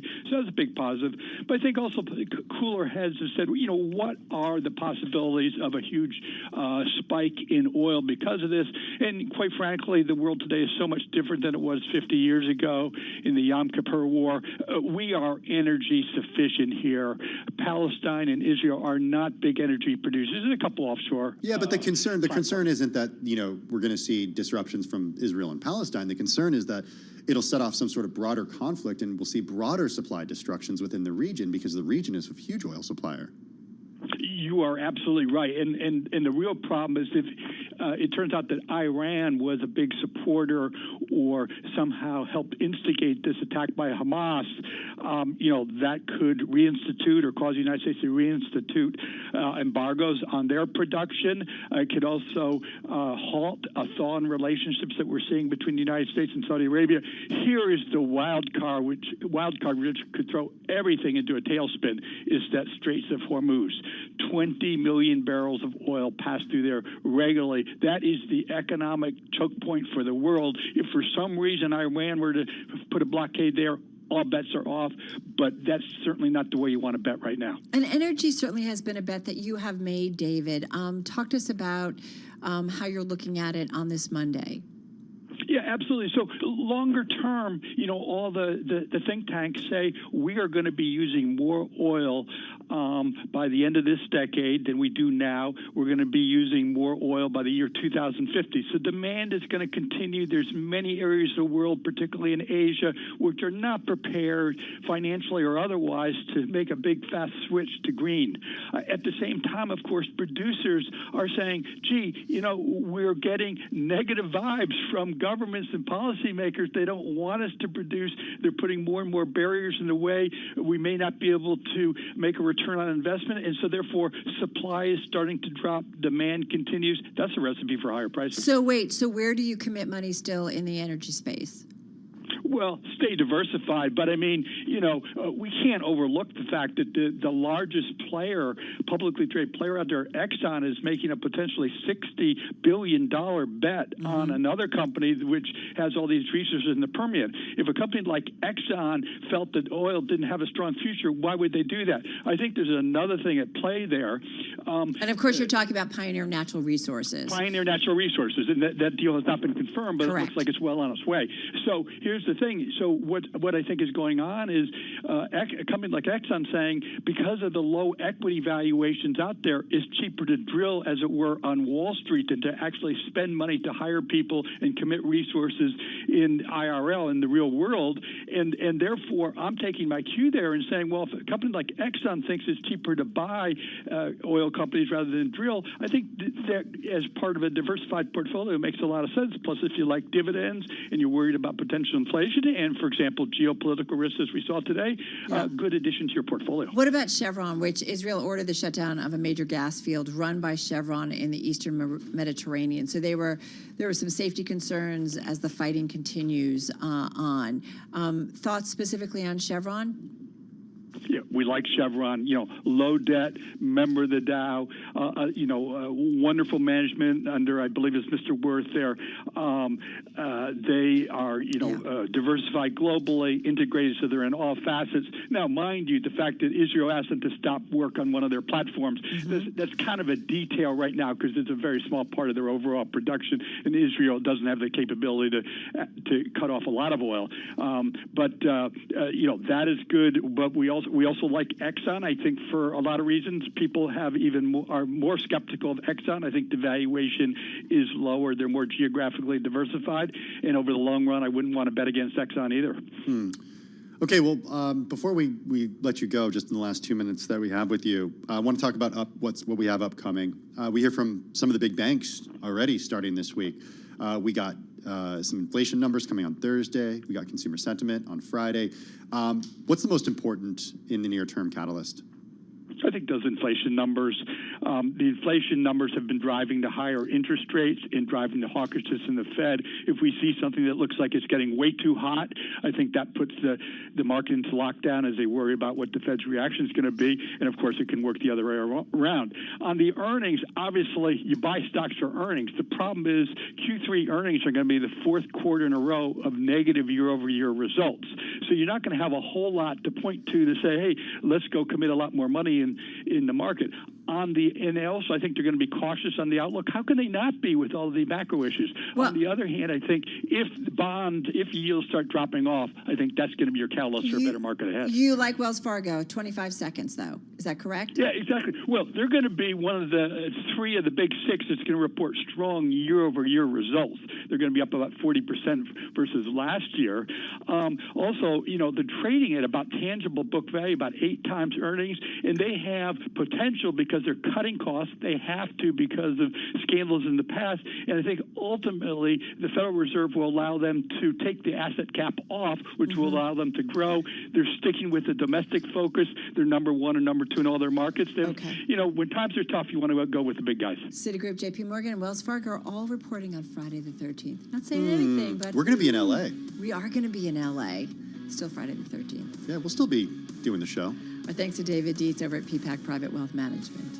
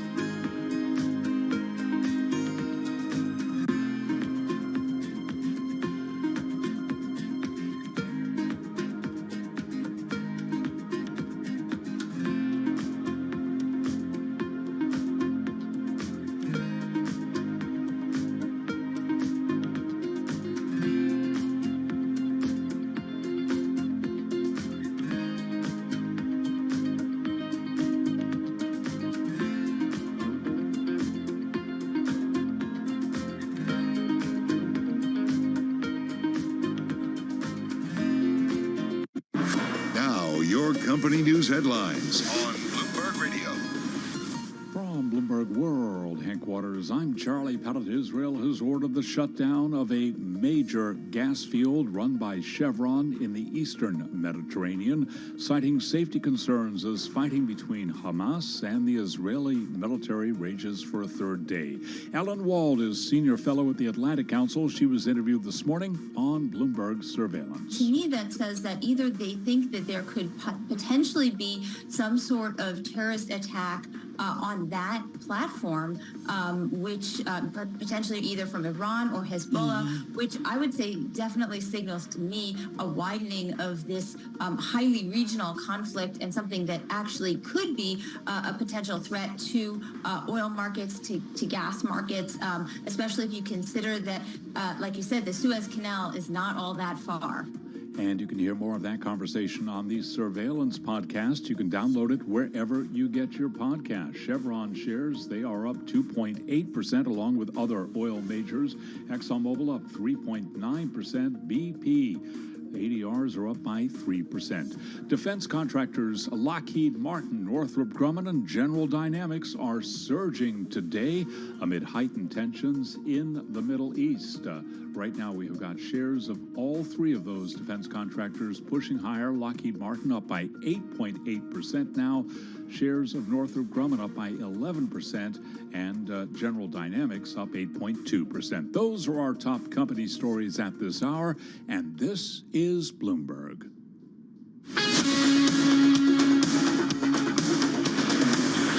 You're listening to Bloomberg Business Week with Carol Massar and Tim Stenivek on Bloomberg Radio. All right, we're just about 4.5 minutes away from the closing bell on this Monday, October 9th. Carol Massar, Tim Stenivek, live here at Bloomberg headquarters in New York City. Obviously, front and center is the attack, the Hamas attack on Israel over the weekend. That is something we're going to get back to in just a moment. Having said that, a couple of related stories on the Bloomberg, many related stories, to be quite honest. But this is one involving employees at Goldman Sachs and JP Morgan. They, including Goldman, JP Morgan, Morgan Stanley, forgive me, the three big banks telling staff in Israel to work from home after that unprecedented invasion of the country by Hamas militants set off a war. So they both have, decent presences, if you will. Oh, yeah. JP Morgan Israel has about 200 employees in Israel. Morgan Stanley, they've asked their workers not to come into the office, according to people familiar with the plans. Goldman Sachs and Bank of America have also asked staff to stay home. Bank of America actually has an office in Tel Aviv, but it's closed it. It continues to monitor the situation. This, it said in a memo to staff, Carol. Yeah, exactly. So coming out and saying that, you do think about this, and it's, obviously anybody who's got workers around the world. We saw this in Ukraine, right? We talked about that a lot when there was the Russian invasion of Ukraine, but certainly companies are looking at their individuals who are on the ground. Ethan Brenner, we talked about, who is our Israeli bureau chief, and said, do you feel safe? And he said his wife thinks he's a little bit crazy, but... Yep. Ethan's not the best person to ask if you feel safe. He's been a foreign correspondent for, much of his career, but I think his wife is a good blood. sort of, yeah. He did say there's absolutely different feeling this time than in previous skirmishes. We also do want to point out another story in the Bloomberg in a related way caught our attention. The three major U.S. airlines have halted flights with Israel after the attacks. So we're talking about Delta Airlines, United Airlines, and American, all canceling services to Tel Aviv, as did European counterparts, Deutsche, Lufthansa, Air France, KLM, and also a budget airline, Wizz Air Holdings. Yeah, I actually saw a local story, Carol, out of San Francisco that talked about a United flight, a San Francisco flight to Tel Aviv that took off on Friday night and turned around over Greenland. Wow. And flew all the way back to San Francisco and landed at about 8 a.m. on Saturday morning. All right, everybody, just a few minutes left in today's trading day. We're going to head over to our TV colleagues, get ready to talk a little bit about the trade. We do have a little bit of a rally underway in equities, watching that bond market close, as you know, from the holiday. But right now, Beyond the Bell, it starts right now.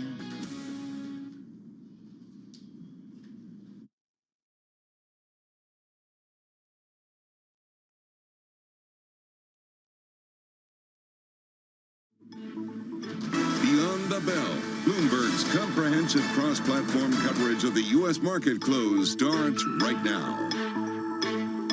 And right now we are 2 minutes away from the end of the trading day. Romaine Bostic alongside Scarlett Fu. We're counting it down to the closing bell, and here to help take us beyond the bell. It's a global simulcast with our friends Carol Massar and Tim Stenivek. Welcome to our audiences across our Bloomberg platforms here. A look at the broader market right now with an eye, of course, on the bond market, which is closed. Equity market's still open, Carol Massar, and they're green pretty much across the screen. Yeah, pretty remarkable. And if you dig into the major industry groups, I know we'll talk about it, but you are seeing, certainly some buying here on this day when we're thinking a lot about what's going on in Israel. Having said that, and we talked about this earlier, right, Tim? I mean, some groups, whether it's defense or airlines are down almost 4%, as you see.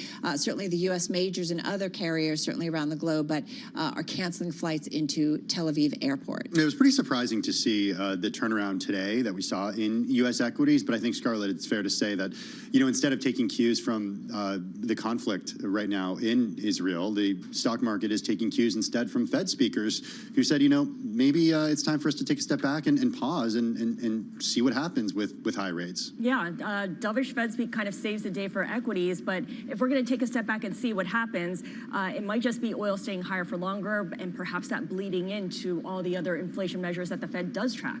Yeah, and of course we get a lot of inflation data, of course, this week, including the CPI numbers, and more importantly, we get a start to an earnings season. Maybe not with the banks, but certainly when you get to the other names, you'll find out just how much inflation is biting and just how much they've been able to push back on it by passing on some of those things to consumers. Let's walk through the numbers here as we get the closing bells here on this Monday afternoon, a day that started with most of the major indices deep into the red, turning into a day where most of the major indices solidly in the green. A Dow Jones Industrial Average up of roughly 190 points, or about 0.6%. An S&P 500 up almost 30 points, or about 0.6%. The Nasdaq Composite higher by more than 50 points, or about 0.4%, while the Russell 2000 putting in a pretty decent showing today, a 0.6% gain here for the small cap index. All right, we're going to get into the major industry groups in just a moment, but looking at the S&P 500, most of the names in the index, 351 to be exact, higher for the Monday trade, 147 to the downside, and Scarlett, we've got about 5 unchanged here. Yeah, let's take a look at the sector performances as well. If you split the S&P 500 up into 24 industry groups,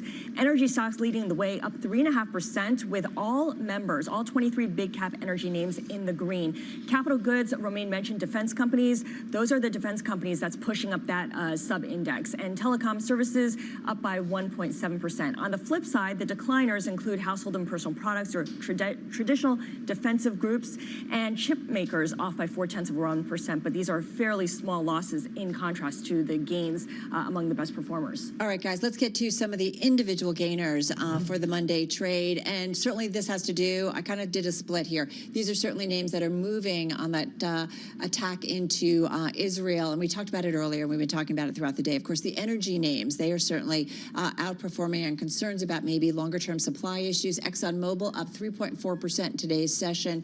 On the other side, you've got the defense names. They are certainly gaining in today's session. Again, concerns about could we have a longer conflict in the Middle East, or a broader conflict, and what does that mean potentially for increases in defense spending? So you've got something like Lockheed Martin. That name is up, about 9% here as we speak here at the close. Then I wanted to go to 2 names that are kind of beyond the conflict, if you will, and Disney among them. I know you guys were talking about it on TV.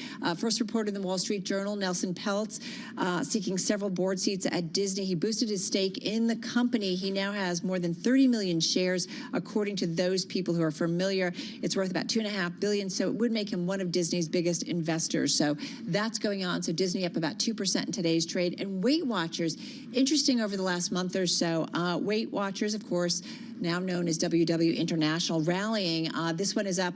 This was called because Oprah spoke out of turn or something. Yeah, apparently back on September 20th. She's a shareholder, as you know. She's a board member, and she said at a panel discussion that she refused to take one of these GLP-1 weight loss drugs. So you're talking about Ozempic and Wegovy, and saying that this would be the easy way out. Well, the stock tanked on that because, as you know, WW, this is a big part of their strategy, these weight loss drugs going forward. Well, apparently she clarified what she said, and she said, just clarified it, and I guess kind of calming everyone down anyway. WW shares up about 13% today. I didn't know all that about what Oprah had said recently, so that is an interesting. But Oprah says you got to keep up. You don't have your alerts on your phone. I don't.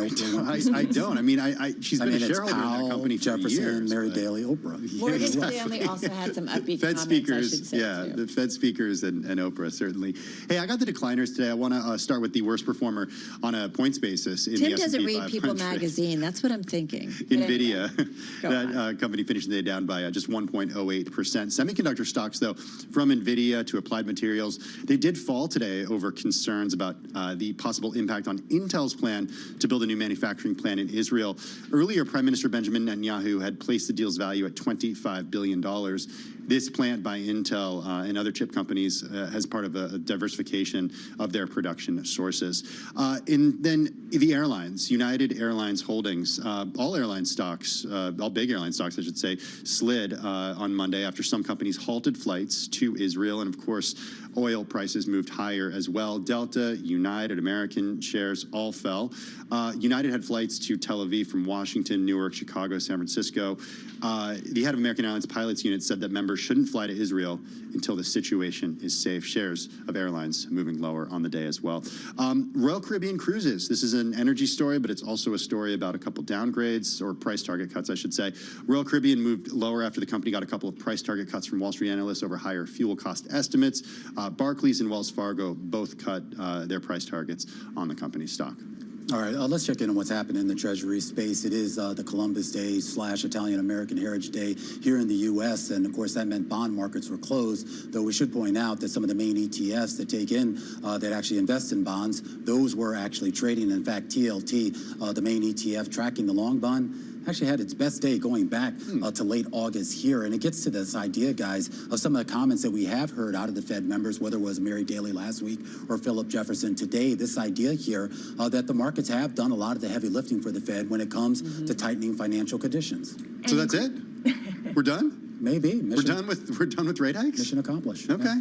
Well, it does speak to the point of a lot of people thinking that perhaps 10-year yields have peaked. Barry Bannister of Stifel was just on saying just that. And a lot of people pointing out that volume in TLT last week reached the highest since March of 2020. So that idea that people have been pulling out or piling in, we have reached that moment, and now it's the aftermath. Of course, there's a lot of issuance coming out this week, too. No, that's a really good point, and I guess I would argue that, man, I feel like we've had this conversation, oh, rates are peaking, and then we kind of got fooled again. And I am curious, in terms of the inflation prints this week, if they come in hot or start to stoke inflation concerns about it just continuing to be sticky, do we kind of have another rethink about what the Fed might do? What? Well, I was going to say real quick, though, I mean, but I think Barry's point, though, too, and a lot of people other made this point, is you have to look at the differential with where the inflation rate is, depending on which one you want to pick here. And, I mean, we're basically above that when it comes to the Fed funds rate, Treasury rates, and where that inflation rate is. So, in theory, I mean, if you just do basic economic theory, then that would mean the Fed should actually stop. Okay, but at the same time, we're getting blowout job numbers like we got on Friday, and analysts who are surveyed by Bloomberg, economists surveyed by Bloomberg, think that CPI year over year is going to be 3.6% on Thursday. So we're still well above where the Fed thinks that things should be. And oil prices are elevated and may stay elevated for a while now, given the events of this past weekend. Yeah, it's a tricky call, I will say. But, I mean, if the Fed is even a little bit nervous about inflation not really under control, right? Yeah. Do we assume that they're going to raise rates again? Like, I just wonder what the think is. Are they worried about overdoing it or underdoing it at this point? I love when you, sit back and you do that little head thing, because that's when I know she's really trying to say something important here. For our radio audience, have no idea what I'm talking about here. But in all seriousness, though, but this goes back to the idea. I mean, if the market is doing a lot of the work, and they have, and in fact, you've had economists even argue that a lot of the disinflationary trend we've seen is actually more from the supply side, meaning things that were outside the purview of rate hikes to begin with, that maybe Philip Jefferson, maybe Raphael Bostic, some of the comments they've made, they're right, that this is more of a wait and see rather than, oh, let's go into this meeting at the end of the month and think about whether we should hike or cut. Well, maybe just do nothing. How about not have a meeting? Well, then what are we going to talk about? I don't know. We could talk about something else, something bright, something fun. The wait and see, though, doesn't necessarily mean, it doesn't mean cutting rates. I mean, higher for longer is what we've been talking about. So, just because the Fed may not raise rates another time this year doesn't mean we're not going to be in a high interest rate environment for a significant period of time. I also do wonder if the Fed's saying, we got 2 meetings, guys. If we want to take a pause again, why not? And then we've got December, and then we can kind of see what the new year brings. And the Fed isn't beholden to those meetings. I know we make such a big deal about these hard dates. It does feel like they are. But the Fed could do whatever they want any day of the week, and they have in the past. I mean, obviously, maybe this situation doesn't rise to that emergency level, but it's not like they're somehow beholden, like, oh my God. But they don't do that anymore. Remember, I think about that. They used to be able to surprise the markets, and when's the last time they did that? They did a surprise rate cut during the pandemic. Well, they did it during the pandemic, so it wasn't that long ago. Yeah. So extreme circumstances can do that. And Carol, you have to stay in the shot here. You're confusing me. But yeah, they can do it, and so if they feel like somehow they're behind the 8 ball, then they can always say, okay, you know what, we made a mistake. But a surprise move would shock the market. Probably. Yeah. Right? Probably. So if they really need to do that, then maybe they'll do it. All right, guys, we got to run. Obviously, a lot to talk about this week. We're going to be on all of it, the markets, and, of course, what's going on overseas in Israel. So stay with us, everybody. As always, our cross-platform on radio, TV, YouTube, and Bloomberg Originals. We will see you, the whole team, tomorrow.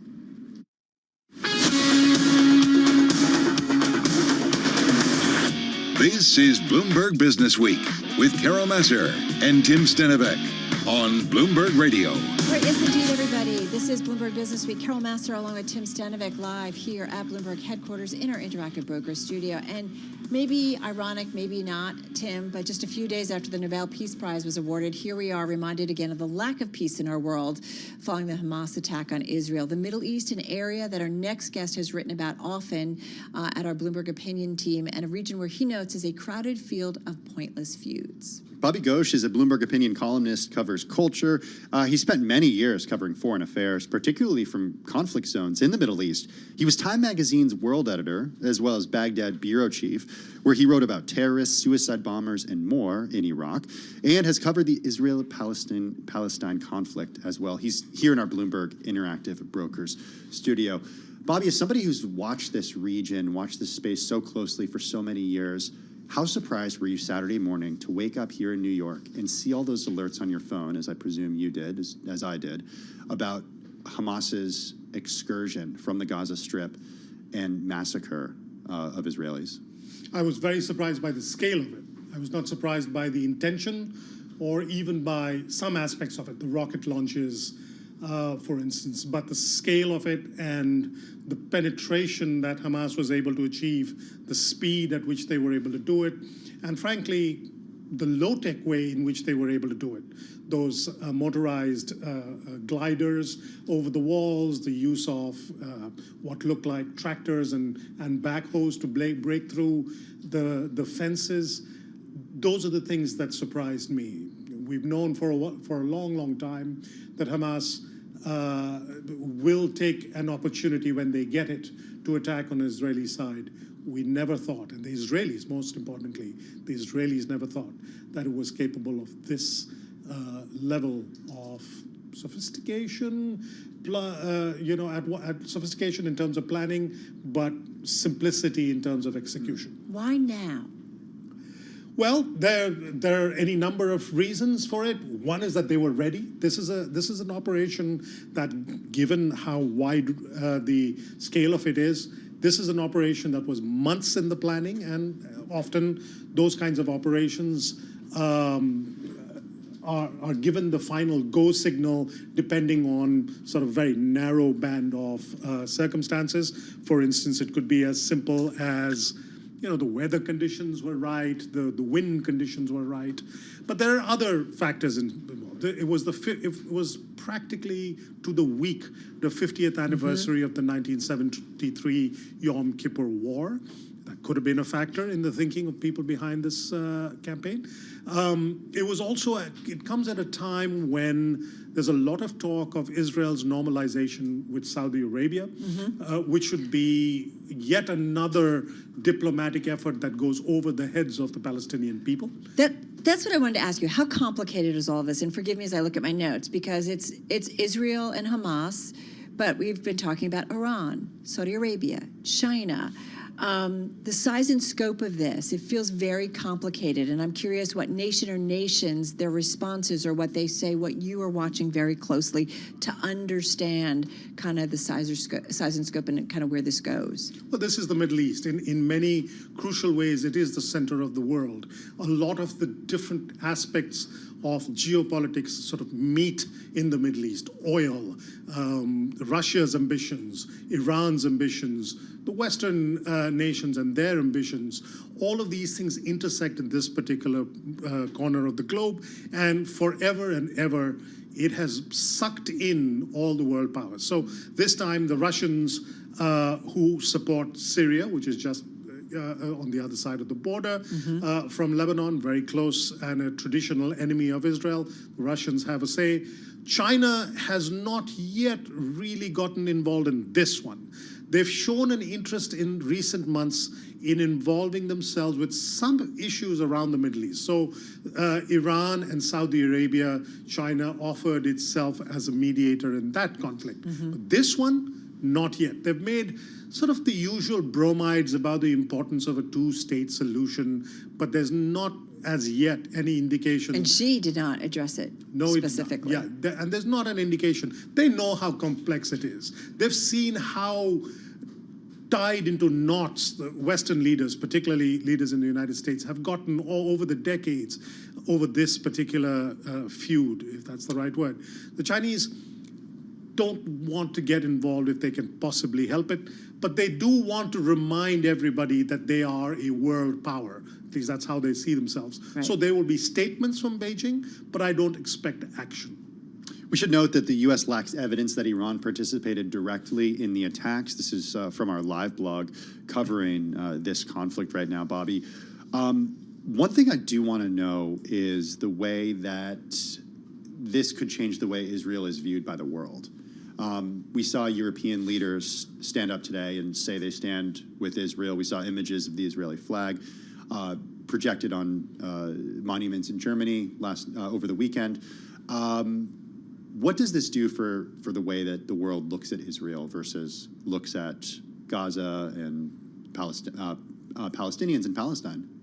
Well, for a long time, and particularly in recent years, Israel has been on the sort of defensive with in the court of public opinion, global public opinion, even as it has been on the offensive in its own territory and in its neighborhood. So previous Israeli attacks on Hamas positions inside of Gaza have tended in large parts of the world to attract criticism against Israel because Israel is seen as being the bigger. They're punching down. They're punching down. They're the bully. They are, and they're taking casualties among civilians in Gaza.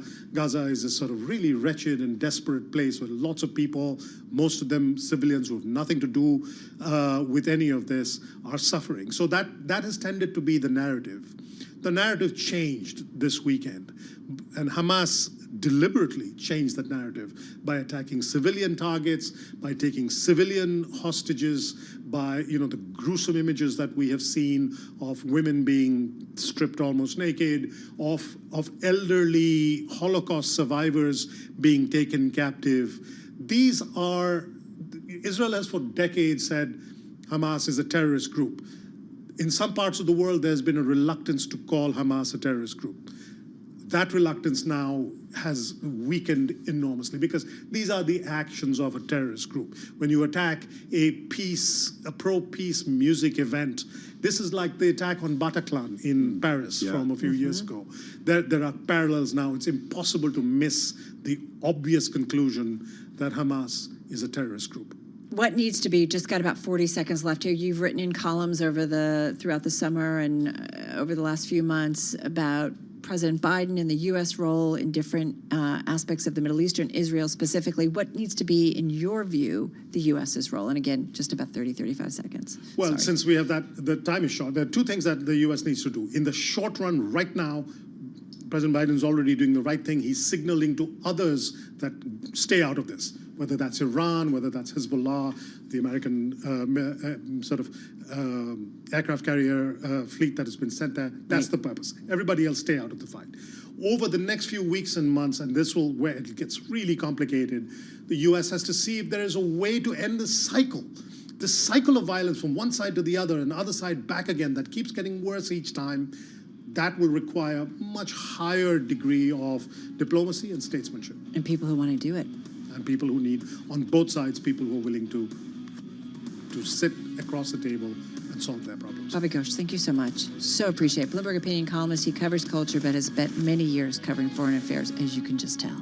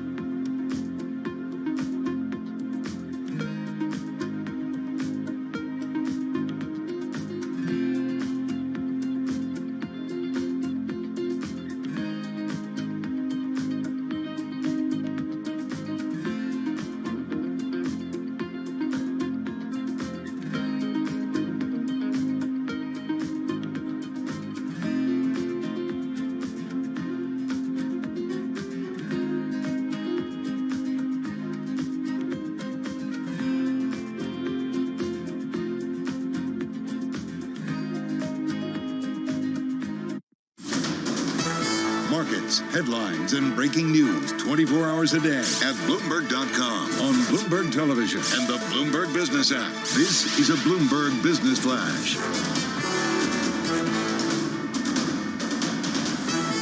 It's 4:21 on Wall Street, and we do check markets all day long here at Bloomberg. We begin with a headline right off the Bloomberg Professional Service. Delta Airlines says it will be suspending all Tel Aviv flights through October 31st. Stocks higher today. The Dow, the S&P, and NASDAQ all advancing. Stocks rose as remarks from Fed officials bolstered bets that they will refrain from lifting rates this year. Oil, a major story today. It surged after the Hamas attack on Israel raised fears of a wider conflict. West Texas Intermediate up today by 4.2%. WTI 86.30 a barrel. Brent crude up 4.1%. 88.08 for a barrel of Brent. Spot gold up $28 the ounce to $18.61, higher by 1.6%. S&P up 27. That was a gain of 0.6%. The S&P 500 index ending the day at 43.35. The Dow up 197, up 0.6%. NASDAQ was up 53, higher by 0.4%. There was no Treasury market trading today. Defense contractors Lockheed Martin, Northrop Grumman, and General Dynamics all surged on heightened tensions in the Middle East. Shares today of Lockheed Martin were up 8.9%. Northrop Grumman up 11.3%. While General Dynamics was up by 8.4%. Recapping, stocks higher. The S&P today advancing 27 points, up by 0.6%. And again, repeating our earlier headline, Delta Airlines is suspending all Tel Aviv flights through October 31st.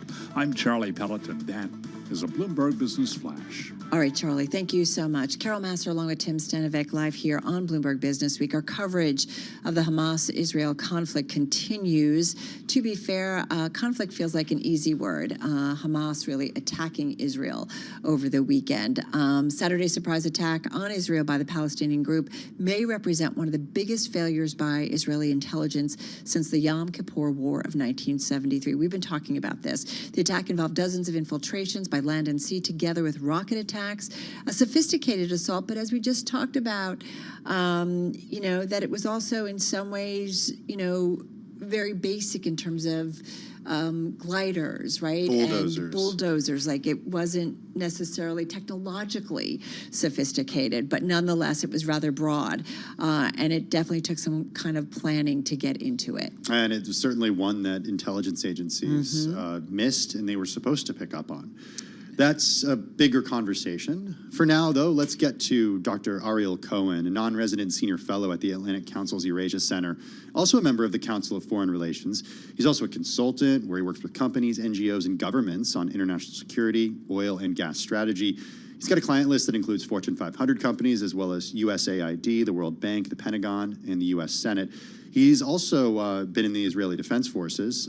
He served in the IDF, Israel's national military. Very pleased to have you join us, Dr. Cohen, this afternoon. How are you? I'm very worried. Families coaled up in reserves, friends of friends being killed, and the horrible pictures of close to 1,000 Israelis, Jews, Arabs, Muslims, Christians killed. Also people from Nepal, people from Thailand murdered in cold blood, children taken hostage to Gaza, 85-year-olds in wheelchair killed, parents executed in front of their children. Horrible, horrible images. So how does this happen, and how does Israeli intelligence, which is considered top among the world, how does it fail? Israel right now is in a response mode into Gaza and very concerned about possible escalations in the West Bank, Judea and Samaria, and Lebanon, where Hezbollah, the fully owned subsidiary of Iran, is aiming tens of thousands of more powerful rockets than those from Gaza on Haifa, Tel Aviv, and other cities. And the accounting for this failure is going to come, but it's probably going to come later on after the shooting stops. In the meantime, yes, you're absolutely right. It's an intelligence failure of historic proportions, like the Yom Kippur War or worse, because during the Yom Kippur War, it was soldiers who were killed. It was armies who clashed, not peaceful villagers and attendees of a rave in the desert who were surrounded and murdered. 260 people were killed in a rave, young people. So in that respect, it's worse. The accounting, probably the Judiciary Inquiry Commission, like the Agranat Commission of 1974, is probably going to happen.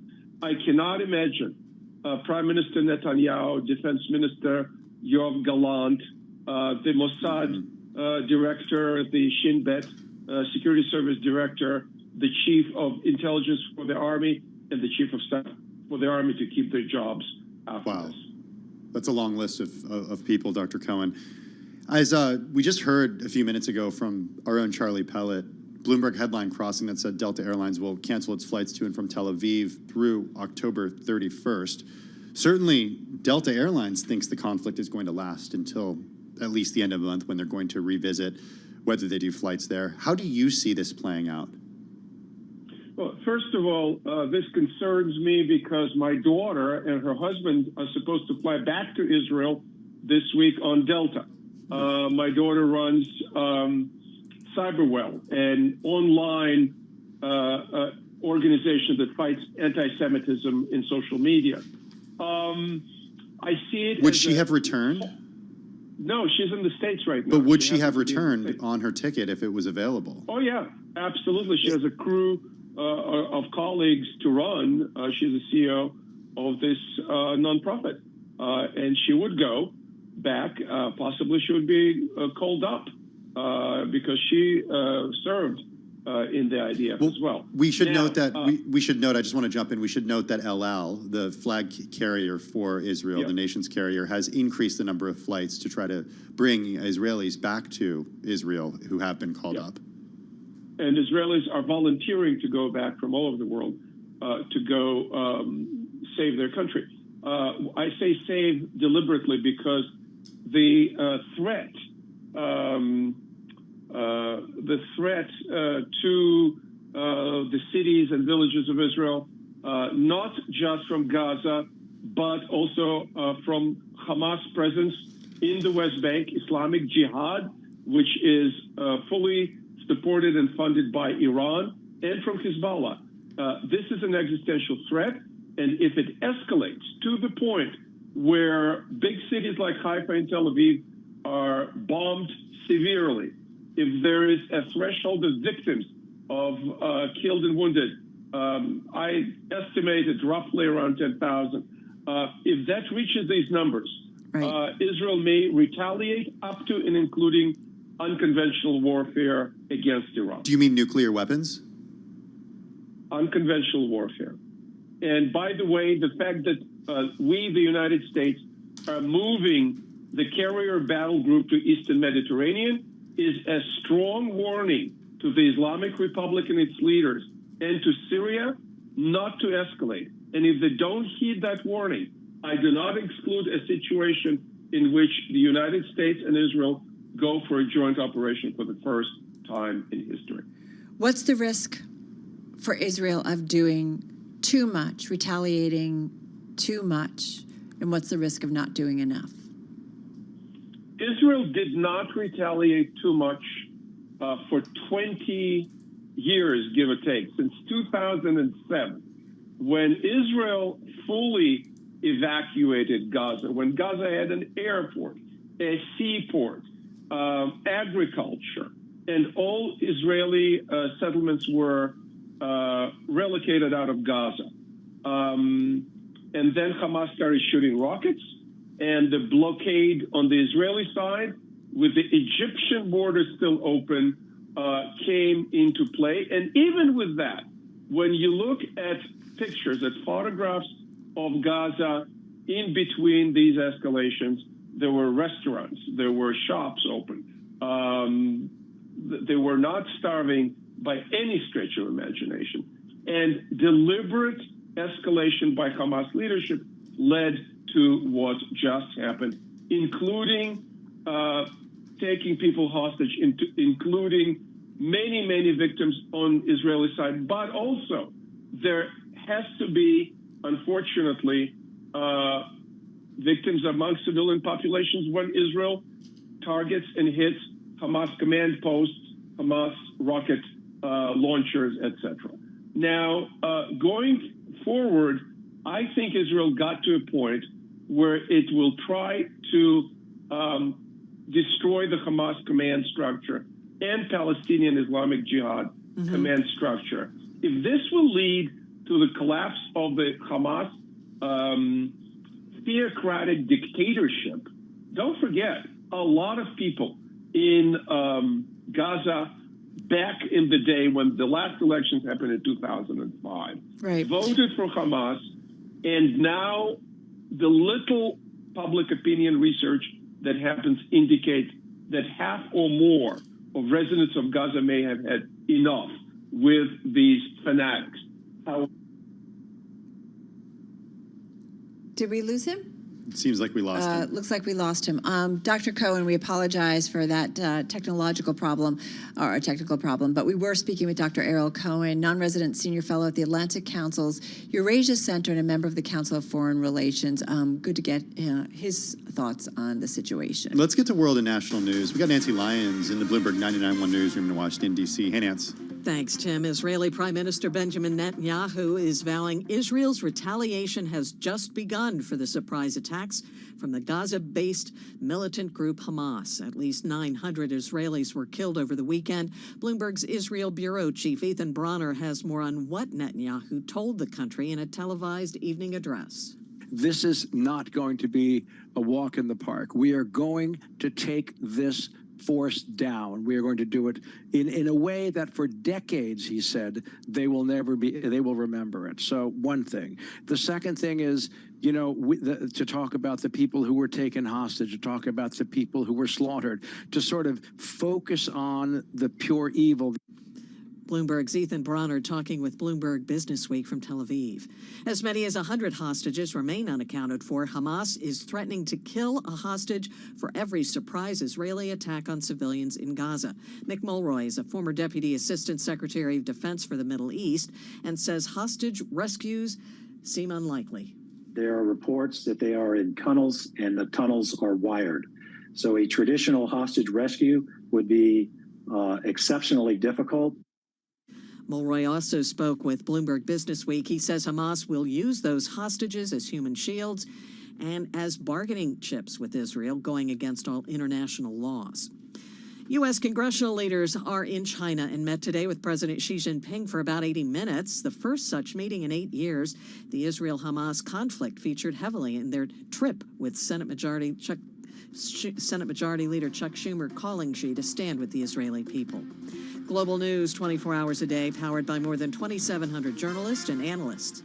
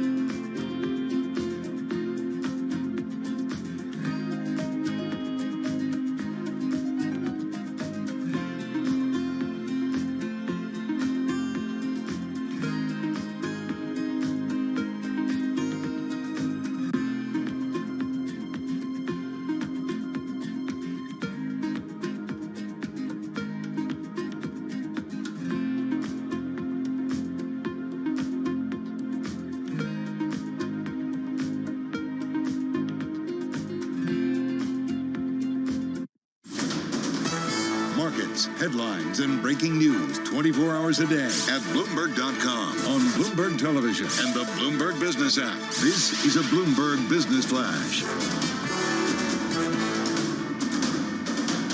It's 4:40 on Wall Street. We do check markets all day long at Bloomberg. Turned out to be an up Monday with the Dow, the S&P, and NASDAQ all advancing. Stocks rose as remarks from Fed officials bolstered bets. Officials will refrain from lifting rates this year.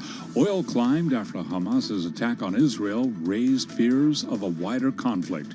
The S&P 500 reversed losses as Fed Vice Chair Philip Jefferson said officials are in a position to, quote, proceed carefully after the recent rise in Treasury yields. No Treasury trading today because of the Columbus Day holiday, but the Dow, the S&P, and NASDAQ all advanced. S&P up 27, a gain of 0.6% to 43.35. The Dow was up 197, up by 0.6%. The NASDAQ Composite Index advanced 53 points, up by 0.4%.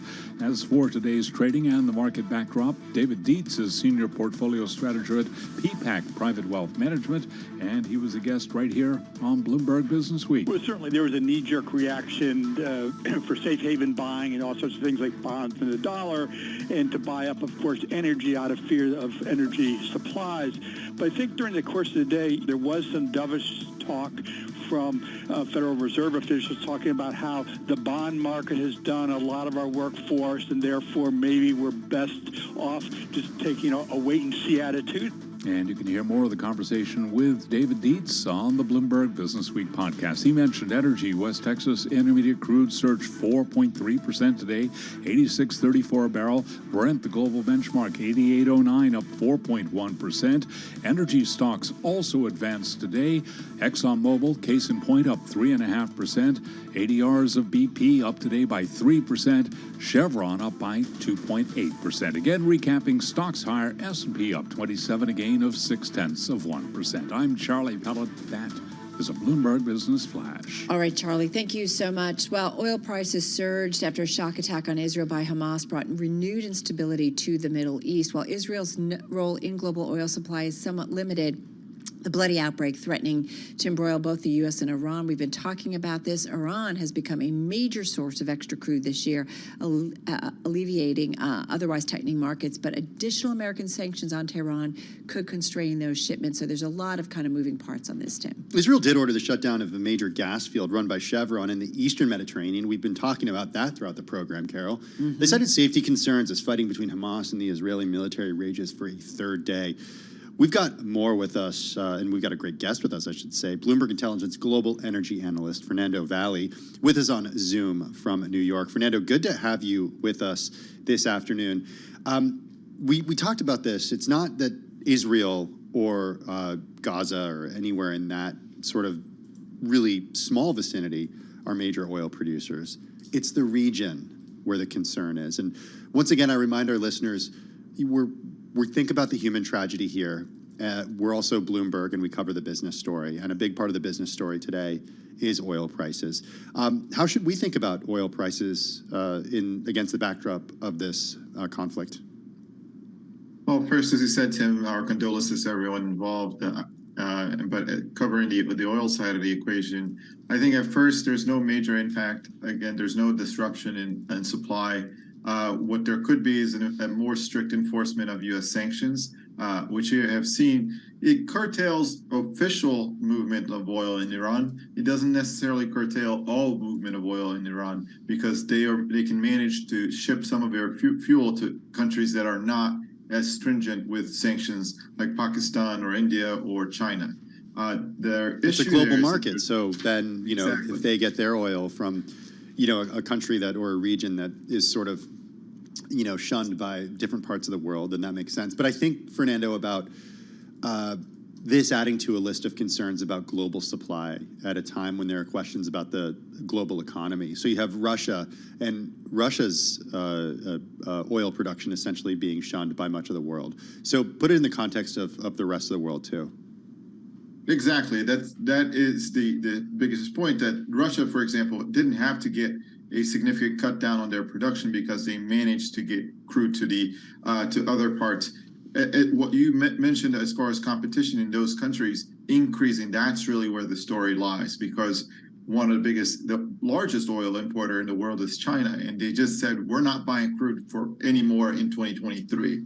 So what happens there is that it becomes a very constrained market, and then that could mean that the other crudes, like the U.S., for example, that exports to other regions may actually gain, because the crude from Iran can't go to Europe anymore. They can't go to other countries that follow U.S. sanctions. And that is where we think there could be a gain for WTI, even above Brent. What about the Strait of Hormuz? Talk to us about the importance of this in the global oil and energy trade.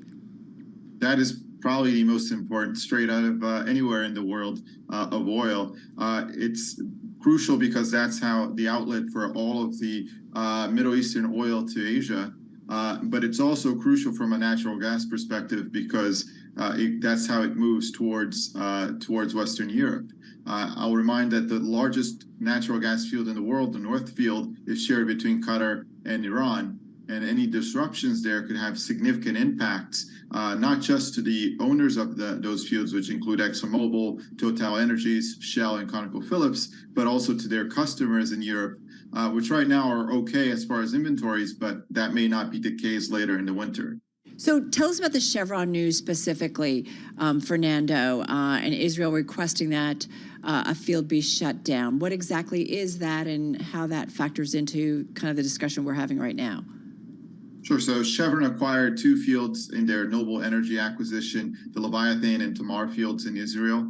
They produce just around 55 to 60,000 barrels a day of oil equivalent in natural gas. So it's less than 2% of the company's consolidated production. It's not a significant portion as of today. Really part of the reason that justified the Noble acquisitions, because there's a lot of growth expected out of that region. There's a lot of exploration areas. So today it produces a good amount of cash flow, but it's not vital to the company. As I mentioned, the bigger risk lies behind that. If there is disruption in other parts, like the Strait of Hormuz that you mentioned, that could be a more significant risk. Right now, it's a small impact on their production. Speaking of risks, right, and I think we've talked about this, but I mean, if Iran is attacked by Israel, I mean, that takes us all to a whole other level, correct? Potentially, in terms of global energy markets? Yeah. Absolutely, and that would be felt both in crude oil and liquefied natural gas. Again, that would be a massive disruption, because you have to cross the Strait of Hormuz to send natural gas west or send crude east. So I'm wondering about the, I don't know, when it comes to the oil markets, Carol, a prolonged disruption like this, against the backdrop of everything we're seeing here in the U.S. with already higher oil prices, a Federal Reserve hell-bent on bringing down inflation, you know, what this does to the economic outlook for people who not just go to fill up their cars, but as we get into winter and energy prices can take a big chunk out of someone's paycheck. Well, you know, Fernando, I think Tim brings up a really good point, right? We, you know, talk about we're in a week where we're going to get some, inflation reads, a couple of inflation reads here in the United States. And, you know, I go to fill up my tank and I know what it costs when I look very closely. We have had, it's kind of a fresh bout of volatility to a market that we have seen, the energy oil market specifically, a lot of swings, sizable swings over the last month. I'm curious about some of the conversations that you are having with either traders, strategists, about their thinking about kind of where we go from here, or right now, is it kind of a day-to-day depending on what happens in Israel? And just got about 30 seconds left here. Sure, I think we've already seen a leg down after after gasoline went over $3.30 a gallon, national average. There's a little bit of a respite right now. Prices are going to come down for the consumer, but as you mentioned, this latest shot in oil prices can disrupt that and enforce the Fed's hand on inflation, which would be bad for overall U.S. fuel demand. Yeah, it's all connected, no doubt about it. Hey, Fernando, thank you so much. So appreciate it. Bloomberg Intelligence Global Energy Analyst Fernando Valle joining us on Zoom in New York. WTI crude futures were up 4% today, up $3.56 a barrel, closing at $86.45 a barrel. But it has been quite a month or so, if you will, when it comes to the energy and oil trade specifically. All right, you are listening and watching Bloomberg Business Week, and this is Bloomberg Radio.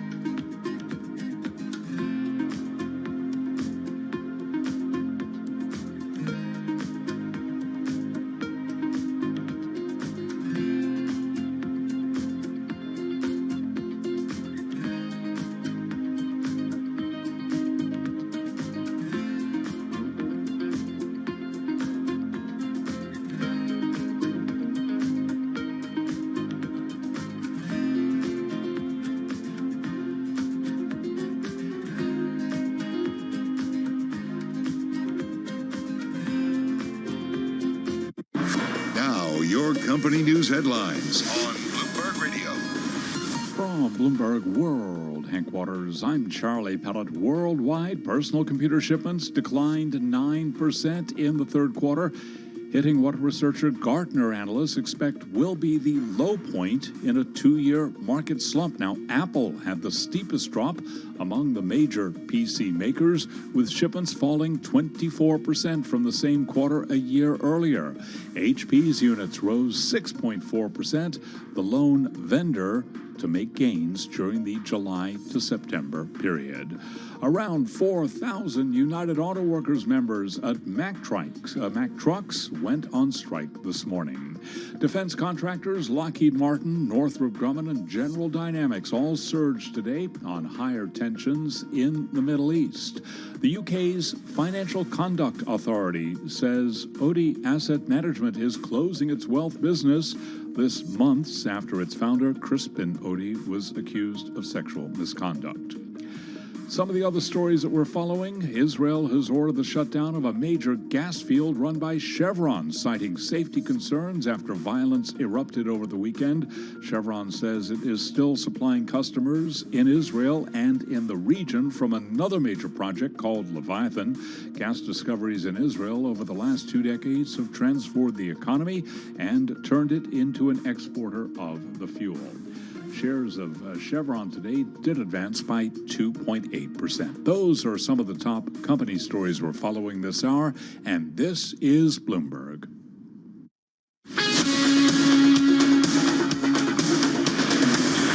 You're listening to Bloomberg Business Week with Carol Messer and Tim Stenivek on Bloomberg Radio. It is Bloomberg Business Week. Tim Stenivek and Carol Masser live in the Bloomberg Interactive Brokers studio in New York. Let's get a check on the latest world and national news. Nancy Lyons is in the Bloomberg 99.1 newsroom in Washington, D.C. Hey, Nance. Israel's retaliation against weekend attacks by Hamas is just beginning. That was the message from Prime Minister Benjamin Netanyahu in a televised evening address to Israel. He says what Israel will do to Hamas will reverberate with them for generations. What's still unclear, though, is if Iran had a hand in the orchestrated attacks. Tehran denies any involvement, and National Security spokesman John Kirby tells CNN there is no evidence so far. They've been supporting Hamas now for many, many years. Tools, training, capabilities.